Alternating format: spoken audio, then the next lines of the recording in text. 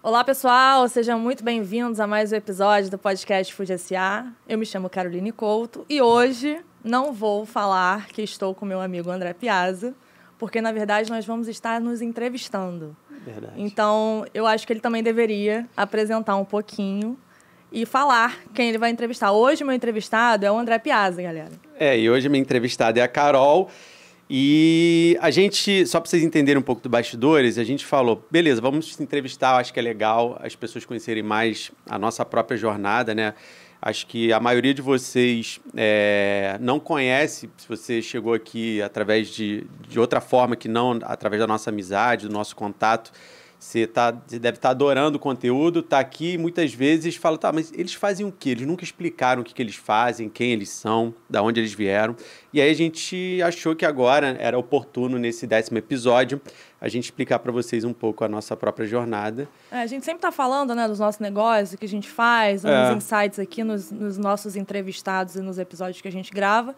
Mas é importante trazer, de repente, esse contexto para a mesa, até para as pessoas não acharem que a gente cai de paraquedas. Exatamente. A gente nunca fala do tema food service, por exemplo. Não, o pessoal deve achar tudo. Aí, será que eles são irmãos? Exato. Será que eles são um casal? Né? Deve ter de tudo. Mas então hoje a gente vai esclarecer tudo. Chegou a hora e a gente, nos bastidores, a gente não combinou o que cada um ia perguntar para o outro, tá? Eu fiz questão para a gente manter isso de forma muito espontânea, que eu falei, a gente vai fazer as 5, 6 perguntas, ela faz 5, 6 perguntas, mas a gente não combinou o que cada um ia perguntar. Então vai ser surpresa, tal como quem vai começar vai ser surpresa também. A gente pode tirar um par ou ímpar ou, como manda a etiqueta, primeiro as mulheres. Então a Carol pode decidir se ela quer começar ou ser entrevistada ou me entrevistar. O que você prefere, Carol? Não sei, vamos no par ou ímpar, eu gosto da democracia. Então quem ganhar escolhe. Vai. O que você quer? Ímpar. Pá. Velocidade. Ganhei. Ganhou. Então, deixa eu começar. Então vai. Vou começar a te entrevistar, tá Show. bom? Aguardem. Então, vamos lá. Bom, bem básico, bem dentro do que a gente faz já. Eu já conheço bastante sua história, mas eu acho que, enfim, todo mundo quer saber onde você cresceu, falar um pouco da sua jornada pessoal primeiro, como a gente sempre começa. Falar da sua idade, porque eu acho importante nesse tipo de programa, que a gente fala muito da parte profissional, as pessoas entenderem qual o momento da sua jornada, com quantos anos você atingiu o que você atingiu, como é que foi, né, todo o seu crescimento. Não que isso queira dizer alguma coisa, a gente sempre pode começar, mas enfim, a pessoa cria um parâmetro ali sabendo a sua idade e falar, enfim, de tudo. Você estudou o quê? E vamos lá, vamos começar assim primeiro. Onde é que você cresceu, qual a sua idade e a sua formação? Bom, então, eu me chamo Caroline Couto, tenho 34 anos, sou nascida em Volta Redonda, que é interior do Rio de Janeiro, né? Para quem não sabe. VR City para muitos, cidade do aço. E de lá, obviamente, eu a vida inteira fui muito motivada a negócios, assim, porque o meu berço é do comércio, então minha família, meus pais... eu cresci no ambiente de loja, de comércio, de magazine ali. Meu avô era representante Hering. E, obviamente, toda a história da nossa família foi muito em torno disso, de malharia e confecção e tal. E aí eu, obviamente, desde pequena, me vi ali. Passava as férias na loja. Passava as férias na loja. Então, loja e casa, a gente morava muito próximo. Então, trabalho, casa, era sempre essa sopa de letrinhas, a gente estava sempre muito próximo. E minha mãe sempre foi uma pessoa que trabalhou muito e tal. Então, eu já tinha isso muito dentro da minha criação. Então, assim, me criei dentro de uma loja, saía para a escola e voltava na loja e, no final das contas, a gente ia para casa. Então, acho que se tem uma coisa que me despertou para o mundo dos negócios, acho que foi estar muito próximo dessa convivência com a minha família ali no comércio deles naquele momento. E, óbvio, como toda criança, a gente sonhava em fazer algo. E a gente brincava, inclusive, de profissões, né? Então, a gente, o que você vai ser quando crescer e tal. Você tem irmãos, não? Eu tenho uma irmã. Tenho uma irmã, beijo, Mar. É uma irmã mais nova, a gente tem uma diferença de 7 anos. Eu vou contar um pouquinho mais pra frente.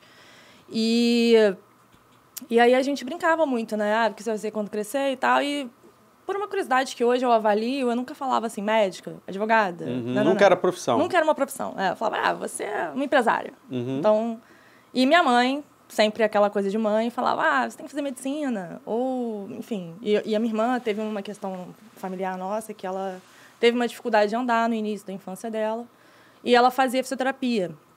E era uma mulher que era a fisioterapeuta dela. E minha mãe falava, tão bonita, né? Você podia fazer fisioterapia. Eu falava, legal. Então, por algum tempo, eu absorvi aquela vontade Missão. da minha mãe ali. Mas passou rápido. E aí chegou aquele momento da escola, e eu sempre com aquela cabeça de ser empresária, achava legal aquilo e tudo. Eu falei, cara, o que eu vou fazer? Meu pai chegou e falou, o que você vai fazer de faculdade? E aí, obviamente, na minha cidade era muito limitada, assim como acho que ainda é. Tá? Então, é uma cidade que é nascida e a cidade inteira gira em torno da CSN, que é uma indústria.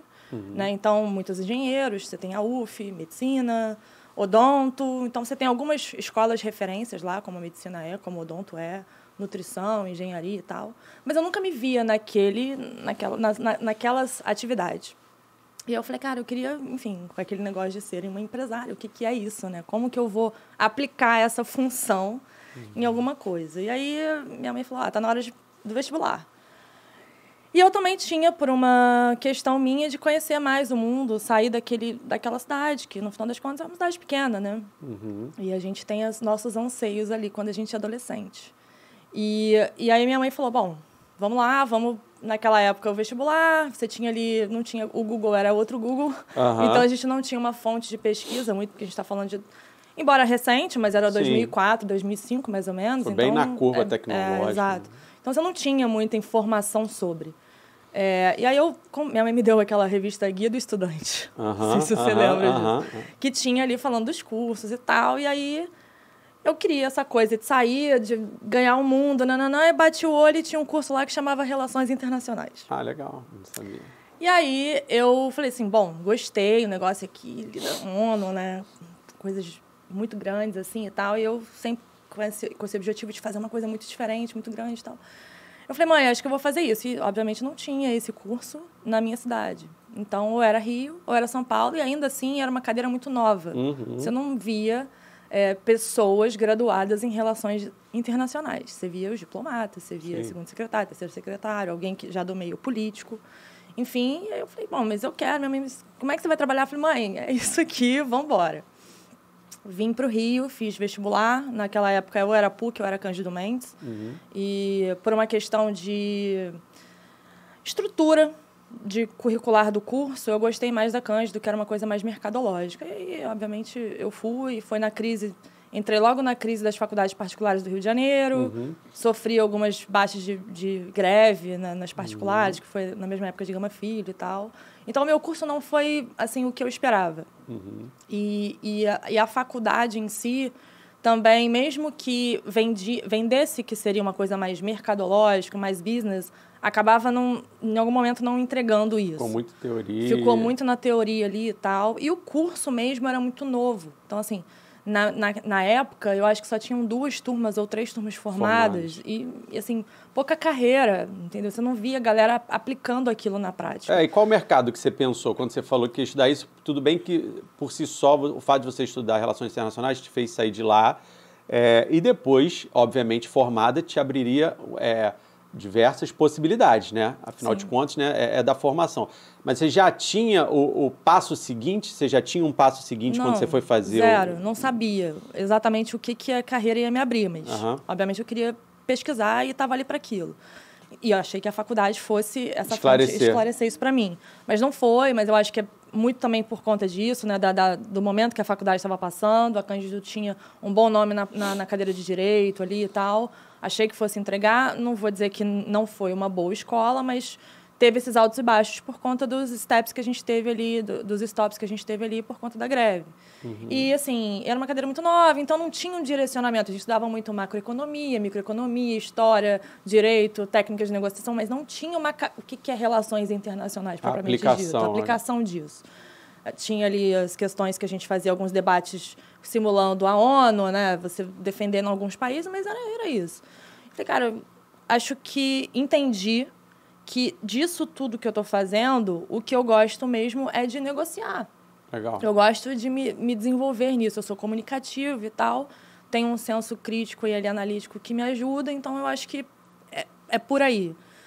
E aí surgia naquela época uma outra cadeira, que era na Estácio, que era uma graduação tecnológica de comércio exterior. Eu falei, bom, acho que é o que eu gostaria de fazer. Porque é isso, traz mais mercado, traz mais business, traz transação, não fica só na parte do teórico, a gente vai botar de fato na prática. E fui, e me inscrevi nesse curso, então eu fazia as 2 faculdades naquele momento, fazia uma de manhã e uma à noite. Me formei nas 2, óbvio, e fui, de alguma forma, já aplicar. Eu entrei assistente, fui estagiária em algumas empresas e tudo. E eu falei, me encontrei, é aqui. Então, eu comecei a galgar ali minha carreira no mercado de importação e exportação. Foi ali que eu me criei e tal. Então, trabalhei em algumas multinacionais nesse momento. E aí, fui fazendo carreira. Ali até aqui, em algum momento, eu também tive que me especializar dentro do cenário, né, importação e exportação. Ou você atua em um determinado tipo de modal, aéreo, marítimo, rodoviário. Eu, por uma questão de timing, estava numa empresa, me especializei no rodoviário ali, na logística nacional, que a gente chama. Embora tenha feito uma grande carreira na logística internacional. Essa aqui você já entrou até numa segunda pergunta minha, que era qual foi a sua primeira experiência profissional? Assim, tá. Eu trabalhei numa assessoria de comércio exterior, então a gente ajudava as empresas a estarem aptas a operar a importação e a exportação.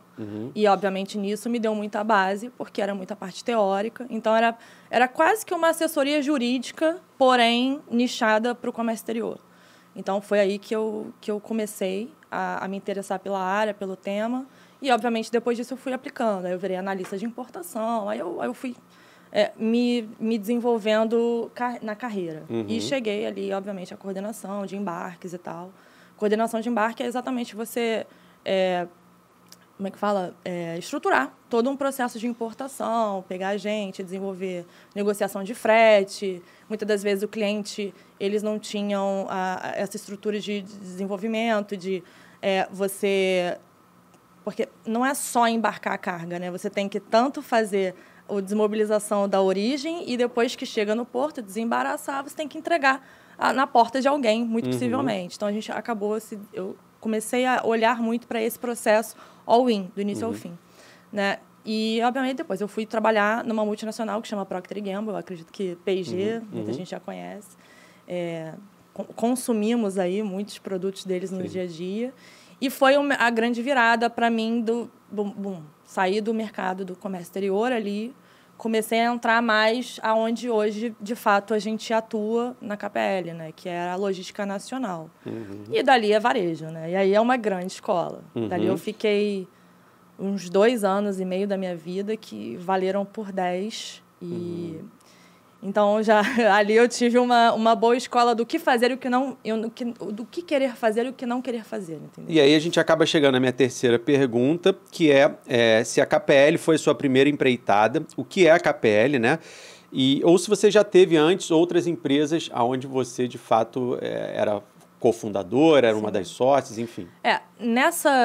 Nesse ato entre Procter e aí eu voltar para o mercado de trabalho de importação, porque ainda tive isso. Eu trabalhei na Procter, na parte de transporte, logística nacional e tal. E aí eu fiquei um pouco estressada ali com o varejo e tal, porque realmente 24/7, logística não para. A gente acha que não, mas é bem pesado, né? O dia a dia da logística ali, porque no final das contas a gente está distribuindo carga para todo o Brasil com a complexidade que é hoje as rodovias brasileiras e todas as questões que envolvem segurança de carga, entre outras coisas. E aí eu me permiti, e obviamente foi um determinado privilégio, dar uma pausa para pensar o que eu ia fazer. Então, eu saí dessa empresa, e aí eu tirei, vou dizer, um semestre sabático. Não vou dizer que foi um ano sabático, foi um semestre sabático, porque eu queria ter tirado um ano, mas eu não consegui. E aí, nesse meio do caminho, como eu não conseguia ficar muito parada, eu fui empreender. Aí, nessa época, isso foi 2012, mais ou menos. E aí eu criei um e-commerce de camisetas, porque os meus pais têm a produção, né? Tem a estamparia, a gente tem o acesso. Eu falei, naquela época estava muito na moda aquelas t-shirts ali e tal, que as meninas chamavam de tees, né? E tal, com aquelas frases, fotos e tudo. Foi o boom das malhas ali. E aí eu falei, bom, eu tenho tudo na mão, eu vou abrir um e-commerce e vou começar. E foi legal a brincadeira, então foi o meu início... Eu posso dizer que foi minha primeira... empreitada empreendedora solo ali. Mas, obviamente, na adolescência, junto com os primos ali, eu me envolvi e criei um negócio. Eu e minha prima, a gente brincou bastante e deu resultado. Eu era mais cara de pau, né? Sempre fui um pouco mais comunicativa. E aí acabou que a gente abriu uma empresinha de vender acessórios e tal. E foi legal, a gente conseguiu colocar em algumas multimarcas e tudo, mas foi um ensaio. Depois fui para a carreira e aí depois, nesse período sabático, fui empreender. Fez o e-commerce. Confesso que acho que foi meu primeiro momento ali.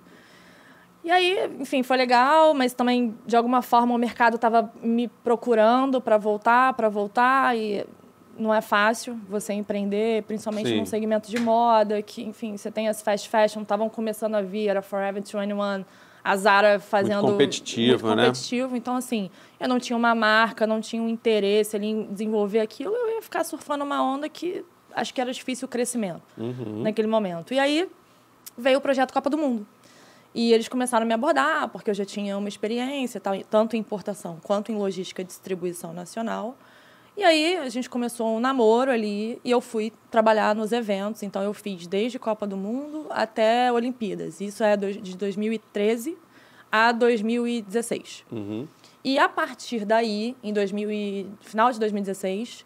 eu comecei a ter contato com alguns fornecedores. Então, porque eu contratava muitos fornecedores em prol do evento, em prol do serviço que a gente prestava para os jogos, né? E nesse momento foi onde eu encontrei meu hoje atual sócio, que é o Rodrigo. E ele prestava serviço para a empresa que eu trabalhava na época. E acabou o contrato, acabou o evento, acabou o milho, acabou a pipoca. E aí o pai dele, que na época era uma empresa familiar, falou, Carol, a gente está precisando de um braço comercial e tal, a gente, né, teve um bom contato, você tem hoje uma bagagem aí e tal, e eu preciso desenvolver isso dentro da empresa e tal, vamos conversar e vamos trabalhar. Isso foi em 2017. Mas nesse momento também tinha a crise do petróleo no Rio de Janeiro e tudo que acabou acontecendo, né? Todo mundo sabe que o Rio de Janeiro foi muito afetado nesses anos. E aí, a empresa dele estava muito setada para a parte de oil and gas, projetos, ele de teve que se reinventar também, e tal. Né? Tava num momento eu de estava ali pensando, né? A gente estava com tempo e tal, a gente começou a pensar outros segmentos, outras verticais de negócio para poder trabalhar. E o meu sócio, que hoje o Rodrigo, meu sócio, ele estava naquele momento começando a franquear uma marca de lanchonetes, salgados, essas casas de lanches e sucos assim, de açaí. Ele era franqueado. Ele estava indo ser um franqueado. Ele estava indo no processo seletivo lá da franqueadora. E aí, enfim, abriram a empresa e tal. E ele começou a falar que a empresa tinha um gargalo logístico, de supply ali, porque, de novo, é comum algumas marcas começarem a se escalar e eles terem a verticalização da indústria, da parte principalmente da curvada deles ali, o carro-chefe, como a gente pode falar, salgados, do próprio açaí, o cara tem a receita dele, então ele começa a verticalizar a sua operação. E, obviamente, ele em algum momento vai ter um gargalo, porque ou ele vai olhar para a franqueadora, ou ele vai olhar para o business da indústria, ou ele vai começar a ser um operador logístico para poder distribuir isso para todas as marcas e tal. E ele falou, cara, tem uma oportunidade, vamos estruturar isso aqui para, de repente, ser um negócio e tal, dentro dessa empresa familiar que a gente trabalhava de logística. Então, a própria necessidade do teu sócio lá como franqueado de uma lanchonete, vamos dizer assim, ele entrou como franqueado, esperou que ia ter uma solução completa e perfeita, teve gargalo e falou, cara, a gente está procurando coisa, olha aqui, está aqui na minha frente uma demanda aqui. Exatamente. E aí, a KPL não era KPL, ela ia ser uma vertical de negócio da Cauê, que é a empresa do Marcos. E aí a gente falou, bom, vamos esboçar isso aqui, vamos entender e tal. Fizemos um piloto, fizemos a empresa, né? Fomos rodar o primeiro ensaio ali. Chegamos a minuto de contrato com a marca que ele estava sendo franqueado. Então, foram oferecer serviço para ela própria. Falar, não tá legal. Ela entendeu que, de fato, era um problema, porque naquele momento ela tinha uma fila de franqueados batendo na porta dela enfim, não eram franqueados, eram candidatos a franqueados, e que, obviamente, ela queria, né, performar, mas ela estava entre a cruz e a espada ali, ela não sabia se ela expandia sem suporte ou se ela tinha o suporte para expandir. E aí, enfim, ela falou, não, então vamos. enfim, acho que ela pensou um pouquinho mais e entendeu que para ela não funcionava. A gente já tinha assinado a minuta do nosso lado e com a empresa pronta para só virar a chave e ligar os motores. E aí ela falou, bom, não vou. E a gente, putz... De última hora ela desistiu. De última hora. E aí a gente falou, bom, enfim, então, ok, vamos voltar. E naquele momento, a gente foi para uma feira de franquias, conheci uma marca que estava exatamente nesse momento, com dificuldade já, né, de crescer, porque tinha limitação do principal fornecedor só entregar no eixo Rio e São Paulo, e eles naquele momento estavam com uma necessidade de já sair em outros estados, para outras praças, em outros estados. A gente falou, bom, a gente tem a solução, tem a empresa montada, está tudo certinho, vamos começar. Ele, bom, legal, a gente fez o discurso lá, fez o pitch de venda e tal. Obviamente, tudo muito transparente, né? Porque logística é uma puta responsabilidade, todo mundo sabe disso. Então, é muito difícil, porque você mexe no core business também daquela marca, né? Imagina se não chega o prato principal, o insumo principal nas lojas, enfim, fecha a loja. Sim, sim. E aí a gente, bom, vamos com todo o nosso ímpeto de fazer o negócio acontecer e tal, e eles também estavam naquela virada de chave.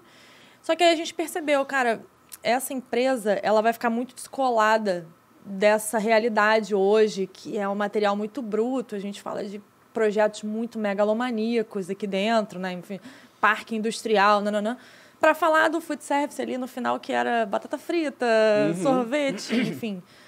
A gente falou, cara, vamos então, dessa unidade de negócio, dar um corpo de empresa mesmo, ela vai ter uma vida própria, ela vai ter pessoas, né, profissionais dedicados àquilo, porque o dia a dia é diferente, embora seja a dinâmica bem parecida, mas é diferente, né, a tratativa no dia a dia, o material que você opera. E aí a gente, né, trouxe em voga a KPL, que é essa... então a KPL surgiu... vocês já tinham essa intenção toda, vocês descobriram esse nicho, vocês tomaram uma desistência de última hora, foram prospectar na feira, Exato. acharam um novo cliente potencial que se interessou, mas ainda não era KPL. Foi aí que vocês falaram, cara, vamos dar um corpo de empresa separado. O pitch de venda foi como Cauê. Porque a empresa de origem era Cauê, que estava acostumado com uma parte de infraestrutura muito mais pesada, diferente. Uma logística, e aí vocês separaram como KPL. Separamos, e a gente já entendia que a KPL seria, de fato, uma boutique de um nível muito personalizado. Então, por isso que a gente entendia que a separação seria necessária, porque o grau de preocupação com o quilo de batata seria fundamental para aquele business. E descolava também do nível da tratativa ali que a galera teria que ter no dia a dia de trabalho. E aí a gente deu, então, um corpo, o nome, a KPL, deu uma logo, enfim, criou a roupagem da KPL, que é uma empresa de soluções de supply chain, de suprimentos, para a categoria de food service, né? Para o mercado de franquias, em específico. Porque a gente sabe que a franquia tem muita dor da padronização, da necessidade do insumo chegar onde ela precisar que chegue. Então, obviamente, a gente fez um benchmark numa das grandes empresas que operam hoje para a McDonald's, que é o nosso concorrente hoje. E a gente entendeu que tinha esse espaço para os pequenos e médios, né? Então, por que não criar a mesma empresa que, enfim, né, do tipo de serviço que o McDonald's tem, para aquelas que são pequenas e médias que vão crescer também, quiçá chegar a um tamanho de um McDonald's ali, e a gente ser o principal vetor delas para isso. E desde então, a KPL ela nasceu com esse objetivo. A gente está aí há 4 anos já. Então, eu tinha 30 anos quando a gente iniciou o projeto da KPL, isso foi em 2018. E desde então a gente está realmente aí cumprindo com o nosso objetivo, todos os meses batendo as nossas metas. O mercado, a gente se sente um pouco orgulhoso, porque o mercado também começou a entender o que é a cadeia de suprimentos, o que isso gera, a importância. Então, de alguma forma também, talvez se a gente tivesse criado essa empresa 10 anos atrás, não estaria no momento certo. Então, a profissionalização do mercado de franchise, a maturidade, exatamente, dos profissionais que estão ali se desenvolvendo nesse mercado, também ajudou para que isso acontecesse. Então, respondendo a sua pergunta, isso foi quando eu tinha 30 anos, foi exatamente essa virada de chave. Não foi nada assim, vou empreender agora, não, isso foi acontecendo de forma muito orgânica e natural, a partir do momento que a gente foi se entendendo as habilidades de cada um para atuar ali naquela sociedade. Então, Então, foi muito orgânico a nossa distribuição e os nossos papéis ali sendo desenvolvidos.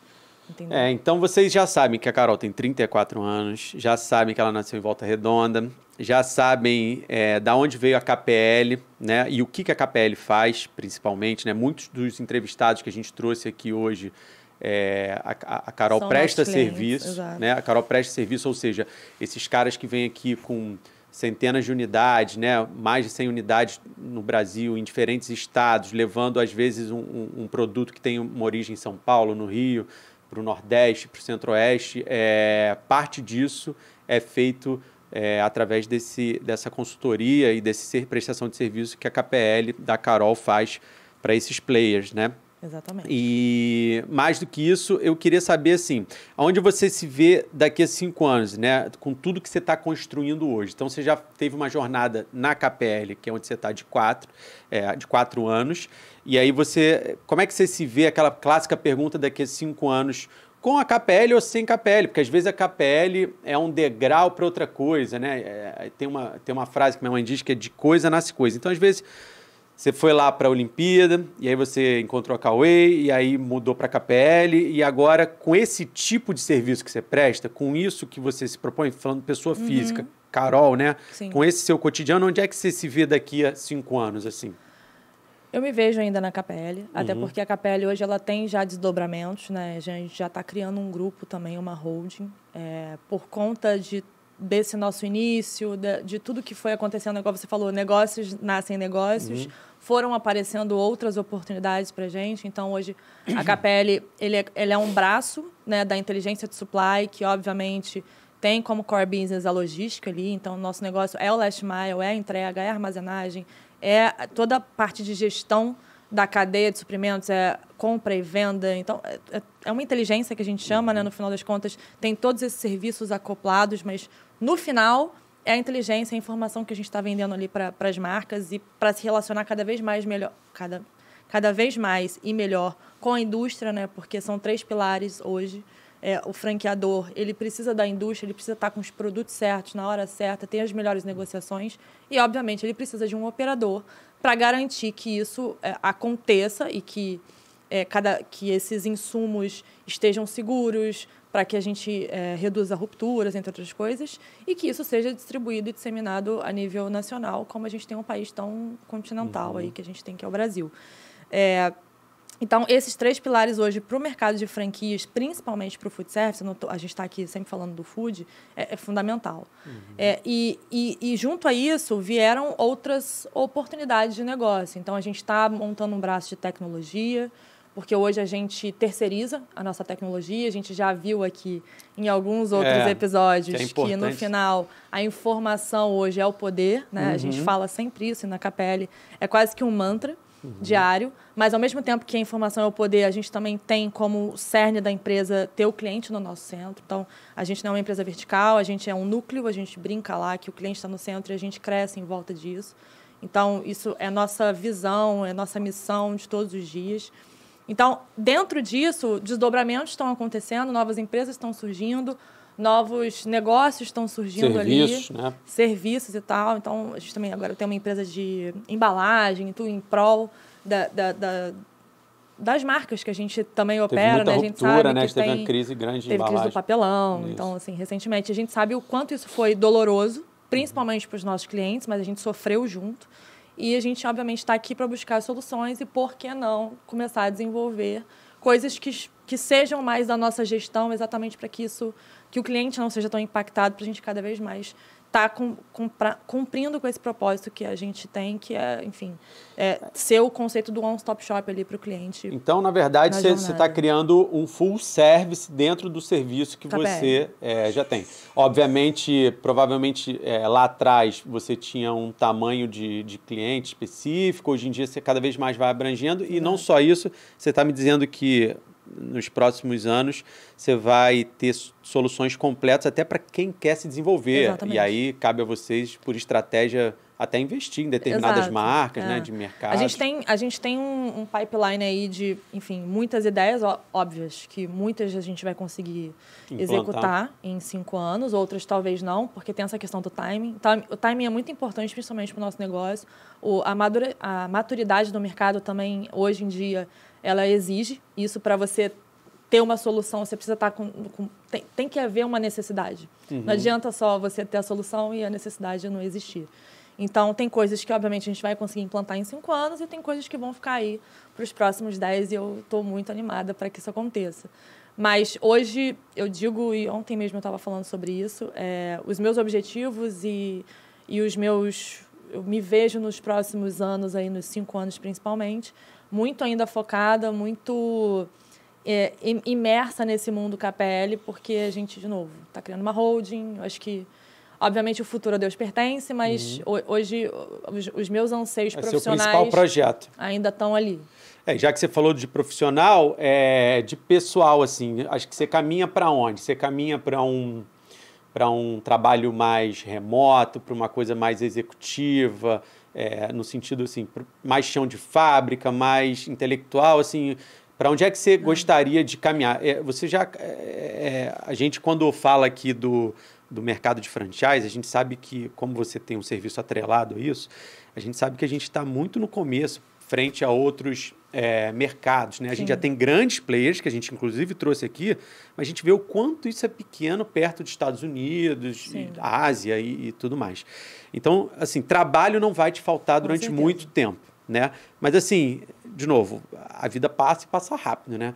Então, assim, como é que você se vê atuando na KPL, sim, mas como é que você se vê, assim, na vida pessoal para os próximos anos? É meio que natural, é um processo meio que natural. Como eu te falei, assim, no início, a KPL exigia muito da gente estar muito ali, como a gente fala, nas trincheiras, né? Você ser muito braçal, operacional, porque é o início de tudo. Então, é aquele velho ditado, né? O que engorda o negócio é o olho do dono. Então, de alguma forma, a gente estava com a barriga no fogão ali, como dizem. Hoje, a gente já consegue estar numa situação mais executiva, trabalhando mais na parte estratégica, nem tanto ali na operação todos os dias, mas, embora seja uma empresa de logística que opera online, porque a gente tem toda a nossa sistemática de pedidos e tal, de forma digital, a gente tem o offline, que são pessoas... caminhões rodando as estradas pelo Brasil. Então, isso também te exige uma certa participação online, offline. Ali, no dia a dia. Então, hoje eu digo que eu estou muito híbrida, tanto na parte operacional quanto na parte executiva. Eu espero que nos próximos 5 anos eu consiga estar mais na parte estratégica, ou até no conselho, porque tem muitas coisas acontecendo para a KPL, isso é muito bom dizer. Novos negócios, é você que desenvolve também? Eu que desenvolvo, exatamente. Então, hoje eu digo que eu e meu sócio, a gente está junto nos novos negócios, porque, no final das contas, é o que está acontecendo ali no nosso dia a dia, né? Hoje a gente tem profissionais capacitados ali na linha de frente, na parte de gestão executiva e tal, e que nos permite estar um pouco mais afastado disso para poder olhar para fora, para olhar esses novos negócios que estão acontecendo. Então, assim, eu acredito que, pessoalmente falando, é difícil eu largar a operação, porque foi uma escola, né, no final das contas. E tem essa veia, né, do fazer acontecer, de estar ali junto, vibrando a cada coisa que a gente acerta e tal. Então, eu diria que é difícil para mim, mas eu vou tentar estar mais executivo, estar mais remoto, até porque também a gente tem uma questão empresarial que a gente vai estar com muitas filiais. Então, hoje a gente já está com 2, está indo para a 3ª agora. Então, a filial ela não é só virtual, ela também é de infraestrutura. Então, exige que a gente fique rodando. Então, não só no Rio de Janeiro, mas daqui a pouco... Você já tem filial em São Paulo, não é isso? Mas você se vê morando em outra cidade, por exemplo, ou até em outro país? Então, outra cidade, eu me mudo para São Paulo no ano que vem. Isso aconteceria esse ano, mas por uma questão mesmo de trabalho e de mudança de rota que aconteceu aí para a gente nesse início do ano. Eu acabei continuando aqui no Rio de Janeiro, mas eu me mudo ano que vem para São Paulo, já tá porque certo. Já é a nossa estratégia lá. A gente tem uma estratégia de negócios mesmo em inverter. levar a matriz para lá e deixar aqui no Rio ser a filial. Então, isso já começa esse movimento para o ano que vem. Legal. E eu acredito que, enfim, depois disso, temos aí algumas oportunidades de internacionalizar a marca e quem sabe. Quem né? sabe vai estar morando fora, exato. né? Mas acho que no Brasil ainda fico por um tempo. Tem muita coisa, até porque dentro de todo esse desenvolvimento desses serviços que você oferece, que cada vez mais, né, se traz novos serviços, né, novos braços, tem também o crescimento do próprio cliente que você tem. Exato. Então, eventualmente, você tem um cliente que tem uma marca, você pisca o olho, daqui a 3 anos ele tem 5 marcas. E aí você cria 5 soluções, Sim. né? Eu já vi isso acontecer contigo, Sim. né? Então... É natural. Assim, isso aconteceu, eu diria que hoje o portfólio de clientes que a gente tem, eu não consigo dizer um que hoje não seja multimarca. Uhum. Então, quase que foi isso. Assim, eles foram se desenvolvendo também, foram aparecendo oportunidades para eles, como o Grupo Ímpetus falou muito bem aqui, o Grupo Burguês falou aqui também, o Grupo Rão também já veio aqui. Então, é quase que natural hoje, pela capacidade, gestão e aprendizado que eles tenham, outras marcas quererem se acoplar a eles pelo processo de gestão ou por uma questão de afinidade, né, com o empresário que está ali, com os empreendedores. E isso, eles irem cada vez mais se tornando holding de marcas. E eu acho que isso é um movimento, porque se a gente for olhar para fora, isso é o que acontece. Uhum. Né? Então, é o que você falou, a gente está um pouco atrasado com relação a isso. E eu não vejo isso não acontecer assim, de forma voluptuosa nos próximos anos, entendeu? E o interessante é que tem demanda, né? A gente trata, obviamente, aqui do setor de food, dentro da parte de franchise, que tem 1000 setores, né? Tem vários setores, mas a gente vê que, de novo, a maioria da trajetória das pessoas que vieram aqui nos últimos 10 anos foi de assim, eu comecei, né, o Ímpetus, comecei com um espeto e hoje eu faço chocolate, hoje eu tenho outros bares. Sim. O Rão, que começou com sushi, hoje tem 13 assuntos dentro da alimentação, ou seja, a resposta disso é demanda, porque ninguém começou no patamar que está de estrutura. Todo mundo foi se desenvolvendo, é uma coisa nova no Brasil ainda. Se você jogar para 10, 15 anos atrás, mais ainda. Sim. Então, a resposta para isso tudo, óbvio, fora a competência e a garra de cada um deles, foi a demanda, né? Existe essa demanda aqui. E cada vez mais, a gente estava ali falando agora, há pouco tempo, hoje a gente se alimenta muito fora, né? A gente... Hoje, a nossa dinâmica do dia a dia, ela praticamente impulsiona para isso. Né? Então, e não vejo isso mudar. Se você for olhar hoje... Pelo contrário, o comportamento vai mais para esse lado. Exatamente. Porque se você for olhar hoje para o mercado de imobiliário, você já tem condomínios que nem cozinha tem. Né? Você tem a cozinha compartilhada do condomínio, que seria... Como é que eles chamam? Espaços gourmets. Para você se juntar ali com algumas pessoas e fazer um almoço ou um jantar. E dentro dos apartamentos, você não tem mais aquele ambiente de cozinha que muitas das vezes era um espaço maior da casa. Cada vez menor. Então, é só a gente entender como que isso já está acontecendo. Né? Então, o que vai ser disso pelos próximos 10, 20 anos? Talvez a gente não veja isso nos próximos 5, mas daqui a 10, 20, eu acredito. Então, cada vez mais, essa indústria alimentícia das cozinhas, das dark kitchens, da Ghost Kitchens, chamam como quiser, elas vão existir, entendeu? E tá aí o iFood já investindo forte nisso, o Rappi também. E os próprios grupos, as holdings que estão... Holding só de Dark Kitchen. Cada vez mais as necessidades de prestação de serviço para esse mercado vai acontecer. E a gente viu também isso na pandemia, né? O mercado de food service no início sofreu, claro, porque era um momento de desespero, a gente não sabia o que ia acontecer. Mas depois... Quantas pessoas e quantas marcas dessas que a gente já trouxe aqui não cresceram em virtude da pandemia? Porque a galera foi investir, ouviu que era o único mercado que estava se desenvolvendo e como se desenvolveu, entendeu? Então, há 2 anos atrás, não existiu o iFood da forma que o iFood é hoje. E não se tinha essa quantidade de delivery. É isso que você falou, o consumo mudou. E a gente teve que se adaptar na mesma velocidade. E essa velocidade é o que vai nos puxar pelos próximos 4, 5 anos. Então, assim, o que aconteceria em 5, hoje vai acontecer em 1. E aí, como que a gente, né, vai estar pronto para essas respostas? E é isso, aceitar que o mercado vai mudar, que o mundo está mudando, que o nosso consumo vai mudar.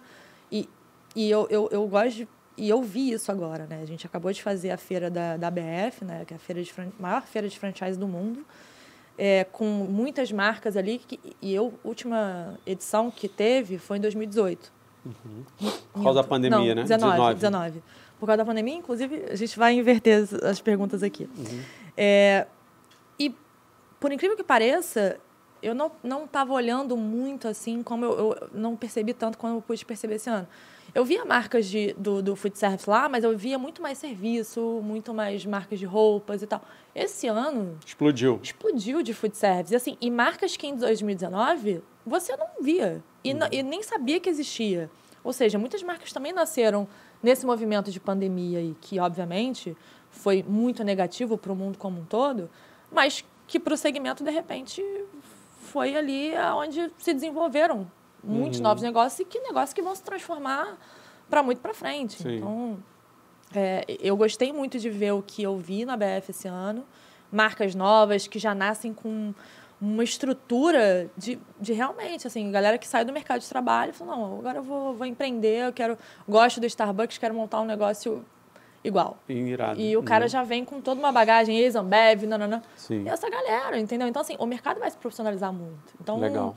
E eu acho que isso, cada vez mais, a gente vai ver isso E a própria demanda que a gente comentou aqui, que puxou isso tudo lá atrás, dos mais ousados, né? Quando não tinha muita gente olhando para isso, essa própria demanda começa a chamar a atenção de empresas, de bancos de investimento. Exato. Todo mundo fala, franquia, então vamos lá para a franquia, pegar um pedaço disso também. Exato. Né? Engraçado, assim, que quando tem algumas coisas que acontecem, não sei se acontece com você, mas eu percebo muito isso. Às vezes eu dou uma atenção para umas coisas e lá na frente eu falo, nossa, isso me chamou tanta atenção em algum momento da minha vida. Eu falo, cara, agora isso é isso. E o mercado de franchising, por exemplo, foi que, enfim, eu era da cidade do interior e não tinha, né, marcas. As grandes marcas, McDonald's, né? Não tinha na minha cidade. Então, assim, era Bob's e olha lá. E o McDonald's foi chegar, enfim, no meio da minha adolescência lá e tal.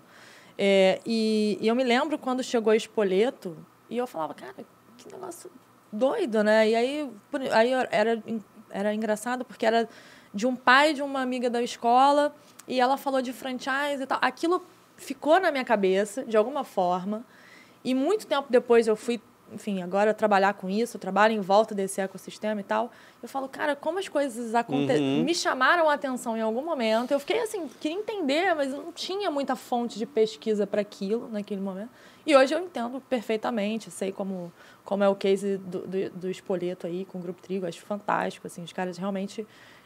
acho que puxaram esse movimento, principalmente para o franchise brasileiro de food service, entendeu? E aí, diga-se de passagem, o Spoleto ainda sem concorrente, eu já conversei com alguns amigos, assim, dentro de vários segmentos possíveis, e não tem.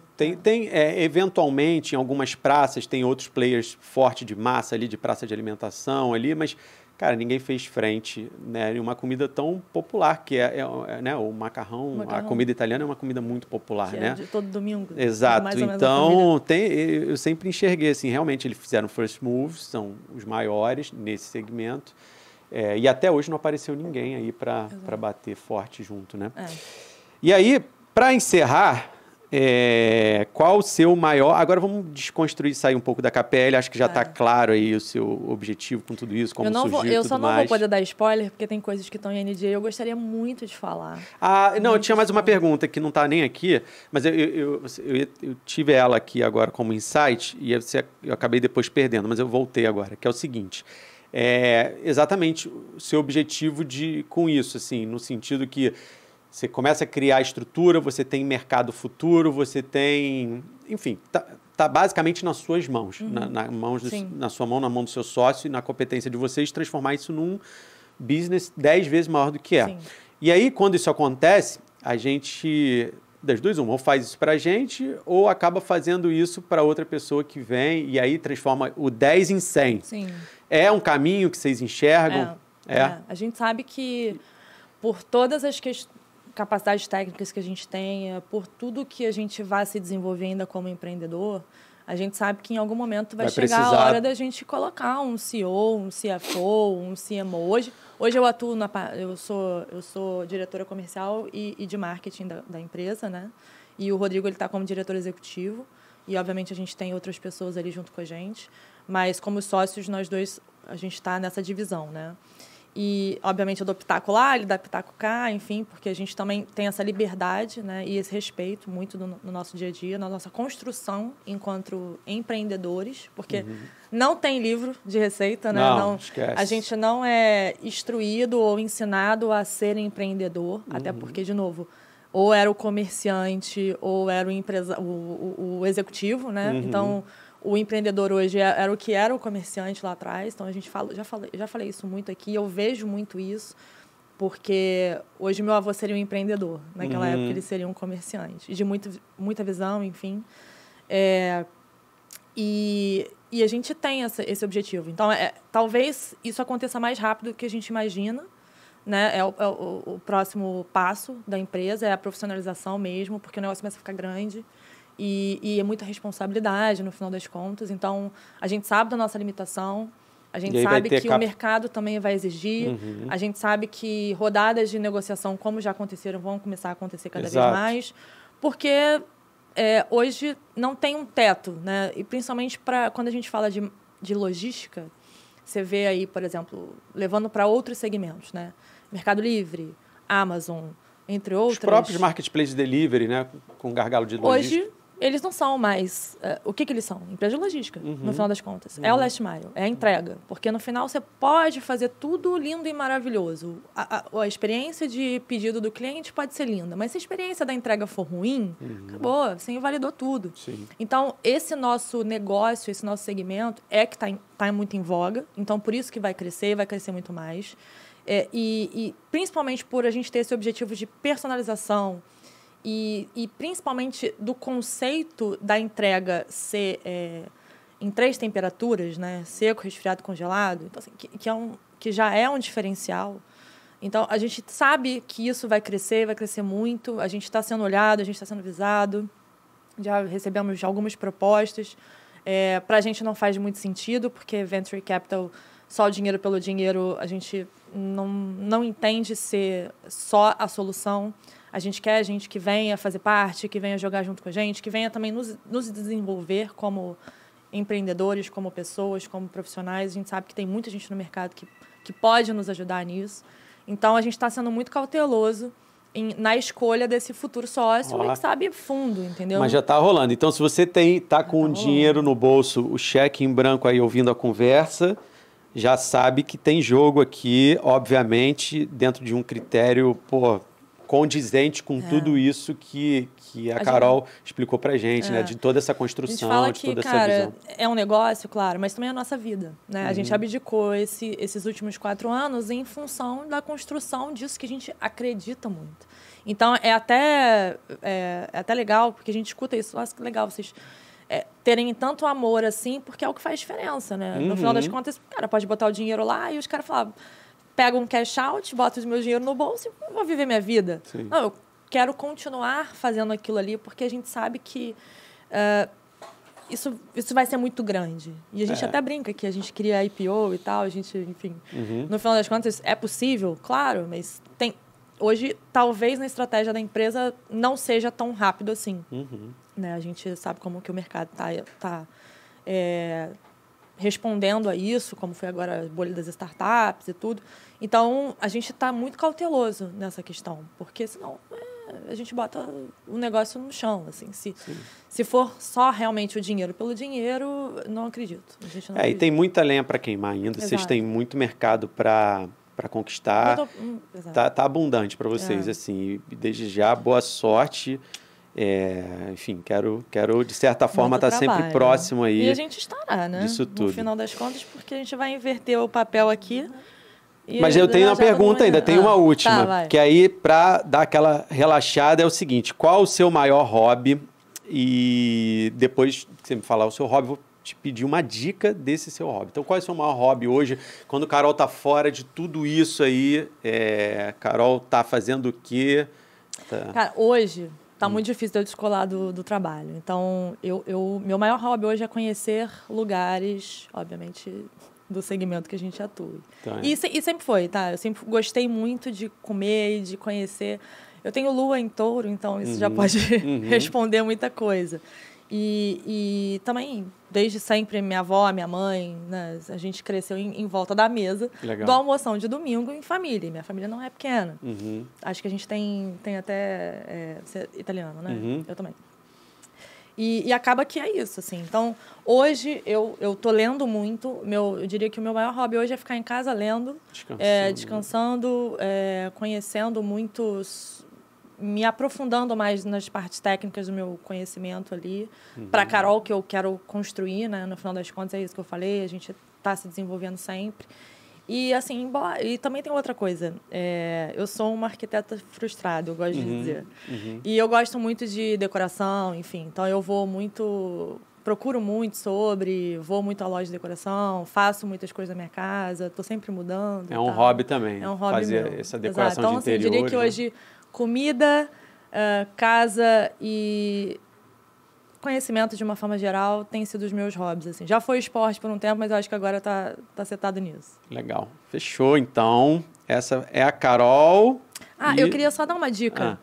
Quem puder e estiver aí escutando, né, óbvio, que nós mulheres estamos no mercado de trabalho e não foi tão fácil sempre. E talvez a gente também não tenha muitas fontes de inspiração, né? Porque é natural, a gente busca uma referência pra, né? Queria ser que nem essa mulher e tal, mas é muito difícil no mercado de trabalho e principalmente no ramo de logística que eu atuo, então sempre foi muito difícil.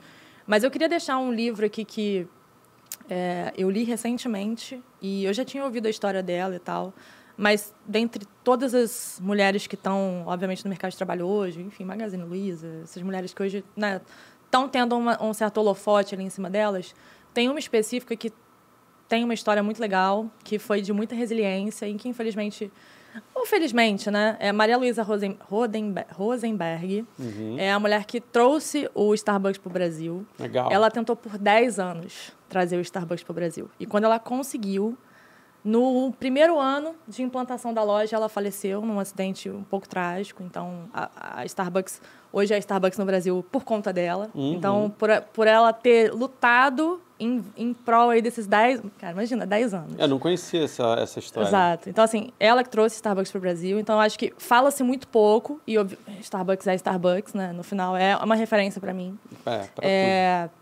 Então, é legal. Pesquisem o livro dela, acho que tem na Amazon e tal. Tem nome? É o quê? A biografia dela? Eu esqueci o nome do livro agora, porque, enfim, foi muito ruim. Referência. Mas a gente bota lá. Mas Maria Luísa Rosenberg, eu acho que vale a pena, porque é isso, história de persistência, resiliência, mulher no protagonismo ali. Então, se eu puder indicar, bem interessante. Fica a dica aí para você também. Tá bom. Tá aí. Então tá, vamos lá. Bom, gente, aí a gente, né, mudando de lado, a gente deveria até mudar de lado, porque o lado da entrevistada é ali. Mas tudo bem. André, a gente... Talvez as pessoas não saibam, mas a gente acabou se conhecendo no mercado de trabalho também. No segmento de food. Foi. Enquanto eu prestando serviço ali para uma marca, você estava como gerente de marketing? Gerente de marketing e depois de eventos também, acumulei outras coisas. E aí a gente acabou se conhecendo, no final... Teve uma sinergia ali, acho que né, a gente sempre, de alguma forma, foi mantendo um contato. Verdade. Mas eu te conheço, obviamente, como empreendedor, como cara que já descrevi esses dias aí. Eu acho que você tem um perfil de colocar os negócios no ar, assim, né? Você tira do papel com uma facilidade. Eu acho que é o que, no final das contas, você pode dizer que talvez é o que você gosta de fazer. Mas eu não conheço o dia 1 do André, não sei como que o André chegou até onde chegou. E eu acho que é a hora da gente falar, até porque é o contexto aqui do papo de hoje. Legal. Bora lá, fala aí, teu dia 1. Então, dia 1 profissional ou dia 1 da vida? Cara, assim, eu acho legal contar, né? Então, fala, dia 1 como da é que vida... você chegou até aqui? Dia 1 da vida é o seguinte, é 15 de setembro de 84, ou seja, eu tenho 37 anos, vou fazer 38 esse ano. Jovens. Meus pais são estrangeiros, é importante eu falar isso, que isso tem uma relevância na minha vida. Então, assim, minha mãe é italiana e meu pai é nicaragüense, né? Então, duas culturas completamente distintas, por circunstâncias da vida, vieram morar no Brasil, cada um pelos seus motivos ali na juventude, se encontraram aqui no Rio e aí, então, eu nasci. Então, a minha criação já parte disso. Eu sou a primeira geração brasileira da minha família. Então, eu tive a criação materna por uma italiana, europeia, e tive a criação quase que indígena do meu pai nicaragüense, América Central. E isso reflete um pouco o que eu me tornei, assim, porque ambos vieram, eu falei das circunstâncias da vida, ambos vieram por pequenas tragédias nas suas próprias vidas, né? Então, ninguém veio passear no Brasil, minha mãe perdeu o pai e a irmã num acidente de carro, e minha avó quis vir para cá, e meu pai, o pai dele trabalhava no governo, teve um golpe no governo lá, ele teve que sair fugido literalmente pelo ar-condicionado lá da Nicarágua e foi abrigado no Brasil. Então, assim, não era para ninguém estar aqui, todo mundo se encontrou e aí eu nasci. Que loucura. E aí eu aprendi desde sempre que, enfim, as circunstâncias da vida às vezes falam mais alto, né? Então a gente tem que aproveitar de forma intensa tudo. E aí minha mãe brinca que ela me vestiu até os 11 anos de idade. Falou, até os 11 anos eu vesti esse menino. Depois ele começou a aparecer com a bicicleta, com não sei o que ele queria, ele foi arrumando.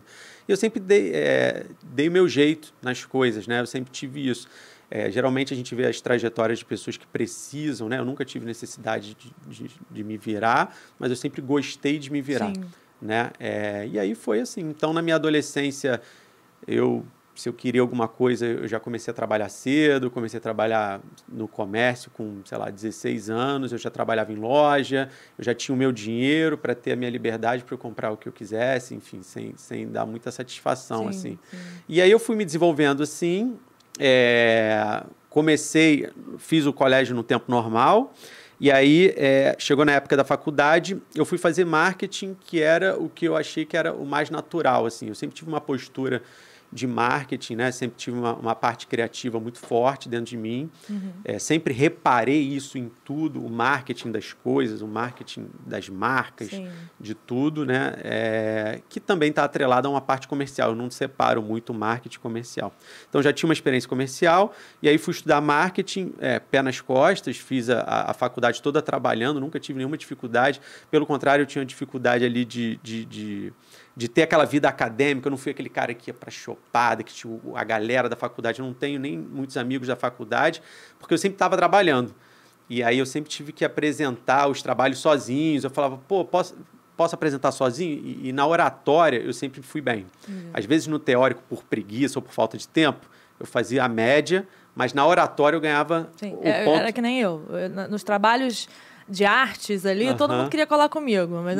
E aí eu fiz essa faculdade de marketing, mas no começo dela, eu já tendo juntado um dinheirinho ali dos meus trabalhos do final da adolescência ali, eu fui morar, foi a primeira vez que eu já descolei e fui morar fora. Eu fui para São Francisco, fui para Los Angeles, com quase 19, 20 anos, e morei lá um ano fora. Na verdade, eu comprei um intercâmbio, falei que ia ficar lá 4 meses e acabei ficando um ano.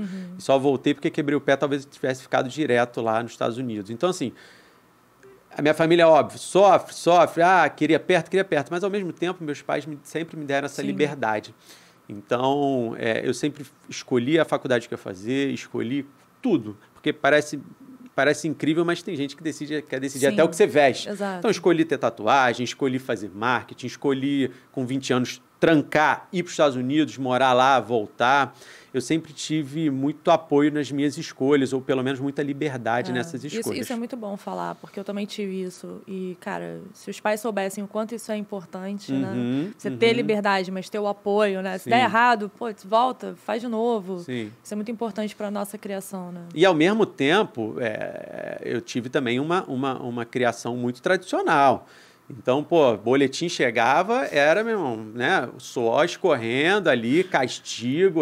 Então, assim, não foi libertinoso, na verdade, mas eu sempre tive a liberdade de, no fim, decidir o que eu queria fazer ali de forma genuína. E aí, pronto, e aí voltei, e aí fiz de tudo, cara. Eu não sei, assim, acho que...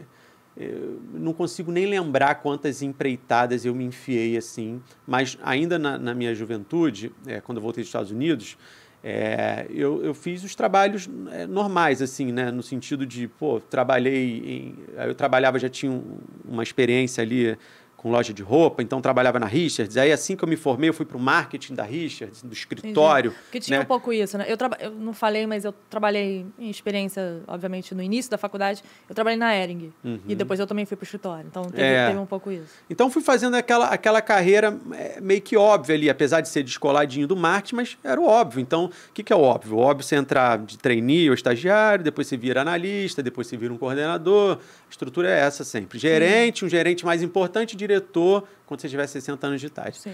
E aí... Era isso, né? Era isso. Esse é o mercado de trabalho. Ou podia ter ido para agência de publicidade também, que ia ter um pouco mais de liberdade, mas enfim. Aí eu fui caminhando para isso ali, mas eu sempre empreendi, assim. Então, nesse meio do caminho, eu sempre tive vontade de fazer pequenos negócios, abrir subnegócios do negócio do meu pai. Meu pai tinha uma panificadora, então, sei lá, eu abria dessa panificadora dele um subnegócio meu, que eu ia vender só determinado produto, um monoproduto, enfim. Eu sempre fui empreendendo. E aí eu entrei num grande mercado, que foi onde eu ganhei a minha maior maturidade na vida adulta, que foi o mercado da construção civil, né? Então, fui trabalhar como comercial de uma grande construtora, e aí foi onde eu tive o meu maior amadurecimento. Foi entre 23 e 30 anos de idade, fiquei uns 10 anos lá, até uns 30 e poucos anos, que foi onde eu também evolui muito rápido, assim, porque eu sempre fui comercial, e aí quando eu me vi, eu já era, sei lá, com 27 anos, diretor de uma construtora da parte comercial de vendas, e sempre ganhando pelo sucesso. Né?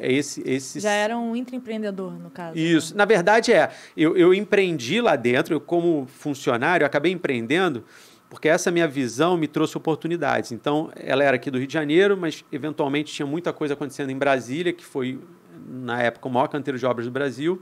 E eu fui para lá e eu falei, cara, a gente aqui no Rio, a gente fica derrubando um prédio para ter que construir outro, nos melhores lugares. Não tem mais disponibilidade. E lá tem tudo para ser feito.